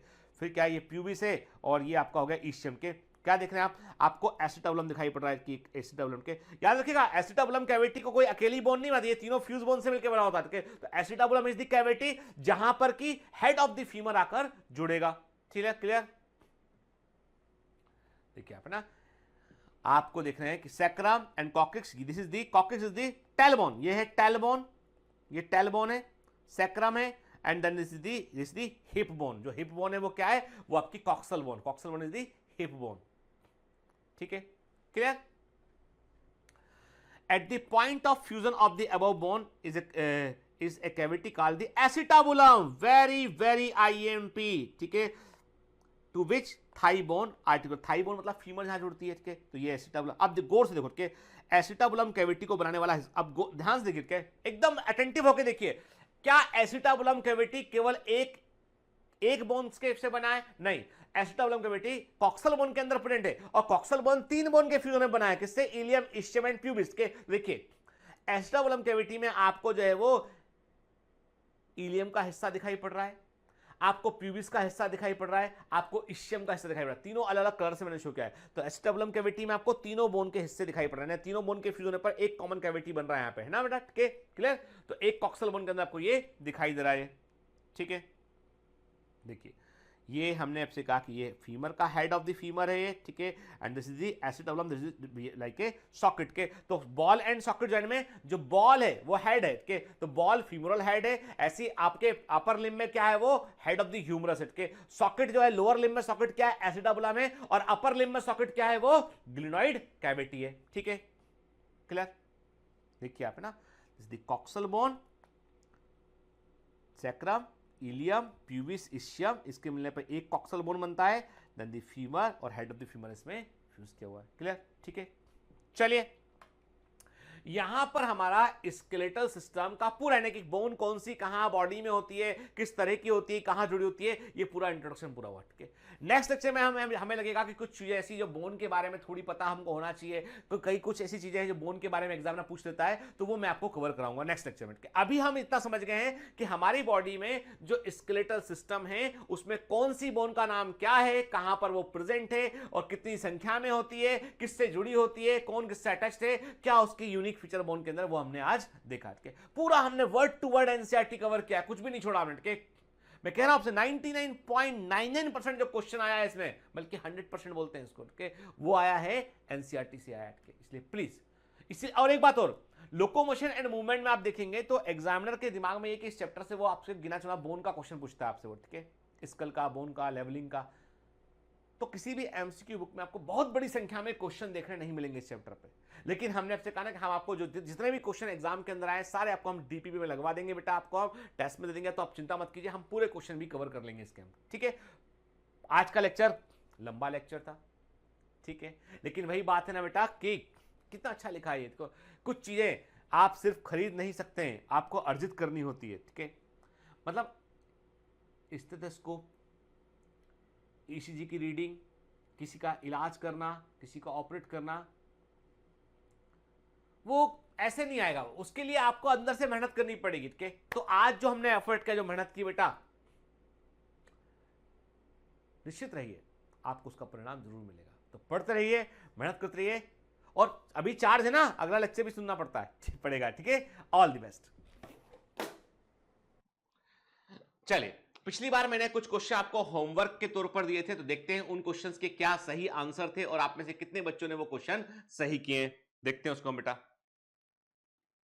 चलिए, तो पहला क्वेश्चन आपके सामने स्क्रीन पर है बेटा। फर्स्ट क्वेश्चन आपको जो मैंने दिया था, क्वेश्चन नंबर 1, वो ये था बेटा, the function unit of the contractile system in the straight muscle is, के रेखित मांसपेशियों में जो संकुचनशील तंत्र होता है उसकी क्रियाशील इकाई क्या होती है? बिल्कुल सिंपल सा क्वेश्चन है, आंसर इज सार्कोमियर, पढ़ाया हुआ है। अब ये सार्कोमियर क्या होता है, एकदम कॉन्सेप्ट क्रिस्टल क्लियर रहना चाहिए बेटा। आई बेंड क्या होता है, ठीक है, ए बेंड क्या होता है, आई बेंड क्या होता है, एच लाइन क्या होती है, everything should be crystal clear बेटा, एच जोन। ठीक है, फिर नेक्स्ट क्वेश्चन आपको पूछा था मैंने, contraction of A muscle is caused by, किससे कॉज होता है ये? तो आंसर इज एक्टोमायोसिन। अकेला एक्टिन, अकेला मायोसिन आंसर नहीं जाएगा बेटा, स्लाइडिंग मूवमेंट होता है, दोनों जरूरी होते हैं, तो एक्टोमायोसिन इज द आंसर। क्लियर? आप बोलोगे सर बड़े सिंपल क्वेश्चन है बेटा, एग्जाम में ऐसे ही क्वेश्चन आते हैं, और ऐसे क्वेश्चन का हमें खूब सारा प्रैक्टिस करना चाहिए। हमें लाइन बाय लाइन एनसीईआरटी एकदम जो है वो सोचना चाहिए दिमाग में। जब भी एनसीईआरटी पढ़तो सोचा करो कि इस लाइन पर क्या एमसीक्यू बन सकता है, इस लाइन पर क्या एमसीक्यू बन सकता है, एकदम सोचना है हमको। ठीक है, फिर the light band, I band of skeletal muscle are known as, के एंड स्केलेटल मसल के लाइट बैंड या आई बैंड को क्या बोलते हैं? साफ साफ लिखा है बेटा, आइसोट्रॉपिक बैंड कहते हैं इसको हम के। क्लियर? सिंपल सा क्वेश्चन, आप क्या दिमाग लगाना, लेकिन एग्जाम में आते हैं बेटे से क्वेश्चन। ठीक है, दूसरा, the special contractile protein actin is form. अब यहां पे कई बच्चे गलती करते हैं, ठीक है, जो एक्टिन होता है बेटा, स्पेशल कॉन्ट्रैक्टाइल प्रोटीन है, वो आपको जो है वो थिक और थिन बैंड दोनों में देखने मिलता है। आप देख लीजिए, एनसीईआरटी का इमेज देख लीजिए, थिक और थिन बैंड दोनों में ये देखने मिलता है। ठीक है, नेक्स्ट है लाइट मीरोमायोसिन और heavy meromyosin are the part of, किसके पार्ट हैं? आप देखो ये पढ़ाया हुआ है कि मैंने अच्छे से ट्रोपोनिन, मायोसिन, एक्टिन सबके बारे में आपको अच्छे से पढ़ाया हुआ है। तो आंसर क्या है इसका बेटा? इसका आंसर यहां पर है वो है मायोसिन के भाग हैं ये, ठीक है। नेक्स्ट क्वेश्चन है very very important question, unmasking of active site of actin is done by, actin के सक्रिय स्थल का अनमास्किंग, उसको जो है वो जुड़ने के लिए, क्रॉस ब्रिज फॉर्मेशन के लिए उसका अनमास्किंग कौन करता है? आंसर है इसका increase in the calcium level of sarcoplasm. Very very important question, ठीक है, याद रखना।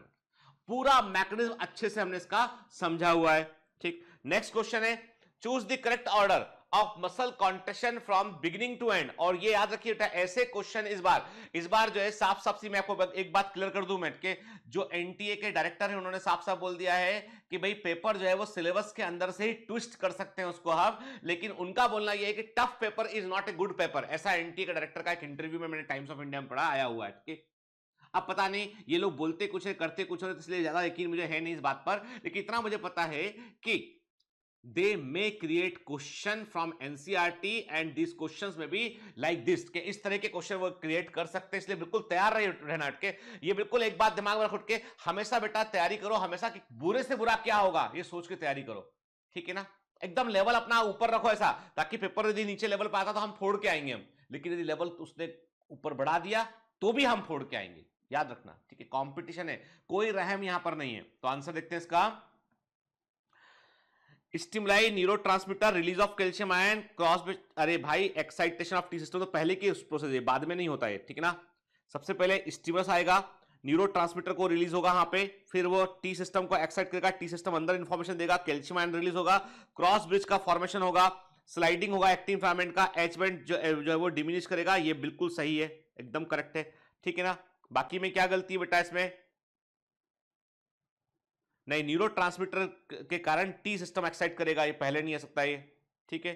तो टी सिस्टम यहां बीच में रखा है वो गलत है बेटा। कहने क्या होगा, पहले स्टिमुलस आएगा, न्यूरोट्रांसमीटर रिलीज करेगा, न्यूरोट्रांसमीटर से के प्रभाव में टी सिस्टम एक्साइटेड होगा, अंदर तक इंफॉर्मेशन भेजेगा, कैल्शियम आयन सार्कोप्लाज्मिक रेटिकुलम से रिलीज होगा, क्रॉस ब्रिज का फॉर्मेशन होगा, एक्टिन फिलामेंट स्लाइड करेगा और एच बैंड जो है वो डिमिनिश कर जाएगा। बिल्कुल सही है, आंसर इज 2। अब बताइए आप में से कितने बच्चों ने जो है ये क्वेश्चन बिल्कुल सही किया? आप में से कितने बच्चों ने ये क्वेश्चन सही किया बताइए? सारे सही किए बेटा आपने, मैंने देखे थे कहला कई बच्चों ने आंसर किया तो मैंने देखा कई बच्चे बिल्कुल सही भी आंसर किए हैं इसका। तो बेटा सिंपल सी बात ये है कि आज आप बोलोगे सर नए क्वेश्चन नहीं दोगे, हाँ नए क्वेश्चन आज नहीं दूंगा मैं, आज आपने बहुत सारा पढ़ लिया आपने इस चैप्टर को, अभी आपका एक लेक्चर और भी बाकी है, तो हमको इसको खत्म करना है, एज सून एज पॉसिबल खत्म करना है। और खूब सारे देखो बेटा, हम चाहते ये है कि हमें इतने सारे क्वेश्चन लगाने हैं हमें कि एग्जाम में, और अभी आपको बता दूं कि अभी एग्जाम के लिए इतना सफिशिएंट वक्त है कि एक बार सिलेबस को हम फिर से पूरा अलर्ट पलट सकते हैं, ठीक है। और जब हम क्रैश कोर्स में रिवीजन करेंगे तो हम बिल्कुल 100% एनसीईआरटी बस रिवीजन करेंगे कि कोई फंडा, कोई लाइन, कोई कॉन्सेप्ट नहीं छूटे। कई बच्चे पूछते हैं सर क्रैश कोर्स से कितना स्कोर कर सकते हैं? मैं कहता हूं आप केवल फॉलो करेंगे क्वेश्चंस को और थ्योरी को फॉलो करेंगे 650 प्लस। मैं कह रहा हूं आपसे मेहनत कीजिए, लेकिन पढ़ना पड़ेगा। अब इस थोड़ा होता है कि ज्वाइन कर लिया उसके बाद कि आप गीता आंसर एग्जाम देने जाएंगे, भैया मैं थोड़ी एग्जाम देने जाऊंगा, मैं पढ़ा सकता हूं। और जो रेगुलर बच्चे पढ़ रहे हैं दे मैं स्कोर 720 आउट ऑफ 720। बेटा फोड़ के आना एग्जाम में, याद रखना के शपथ ली थी हमने, आपने फोड़ के आएंगे एग्जाम में। अकेला क्रैश कोर्स 650 तक पहुंचा देगा आपको, अपनी शिद्दत से फॉलो किया उसको। कठिन है बेटा, मैं कहता हूं ना आपसे कि मेहनत करना पड़ेगा तो कठिन है। कमांडो ट्रेनिंग हम ऐसे ही नहीं बोलते हैं, हम लोग जैसा पढ़ाते हैं ना उसको पढ़ने के लिए भी बहुत बड़ा कलेजा चाहिए आदमी को, जिगर चाहिए उसको, लीवर चाहिए, समझ गए, ठीक है, दम चाहिए। फॉलो कर लिया ना तो वक्त बदल जाएगा, वक्त दो वक्त बदलेगा, ठीक है। मैं कहता हूं ना बेटा, जंग लगने से बेहतर है घिस जाना, जंग लगने से बेहतर है घिस जाना। याद रखना, मेरी कुछ कोटेशन है जो दिमाग में रख, फीड कर लो उनको बेटा, है ना। चलिए तो मिलेंगे बेटा, नेक्स्ट लेक्चर भी देखिएगा जरूर इसका, और जो है मिलते हैं अगली क्लास में बेटा। All the best.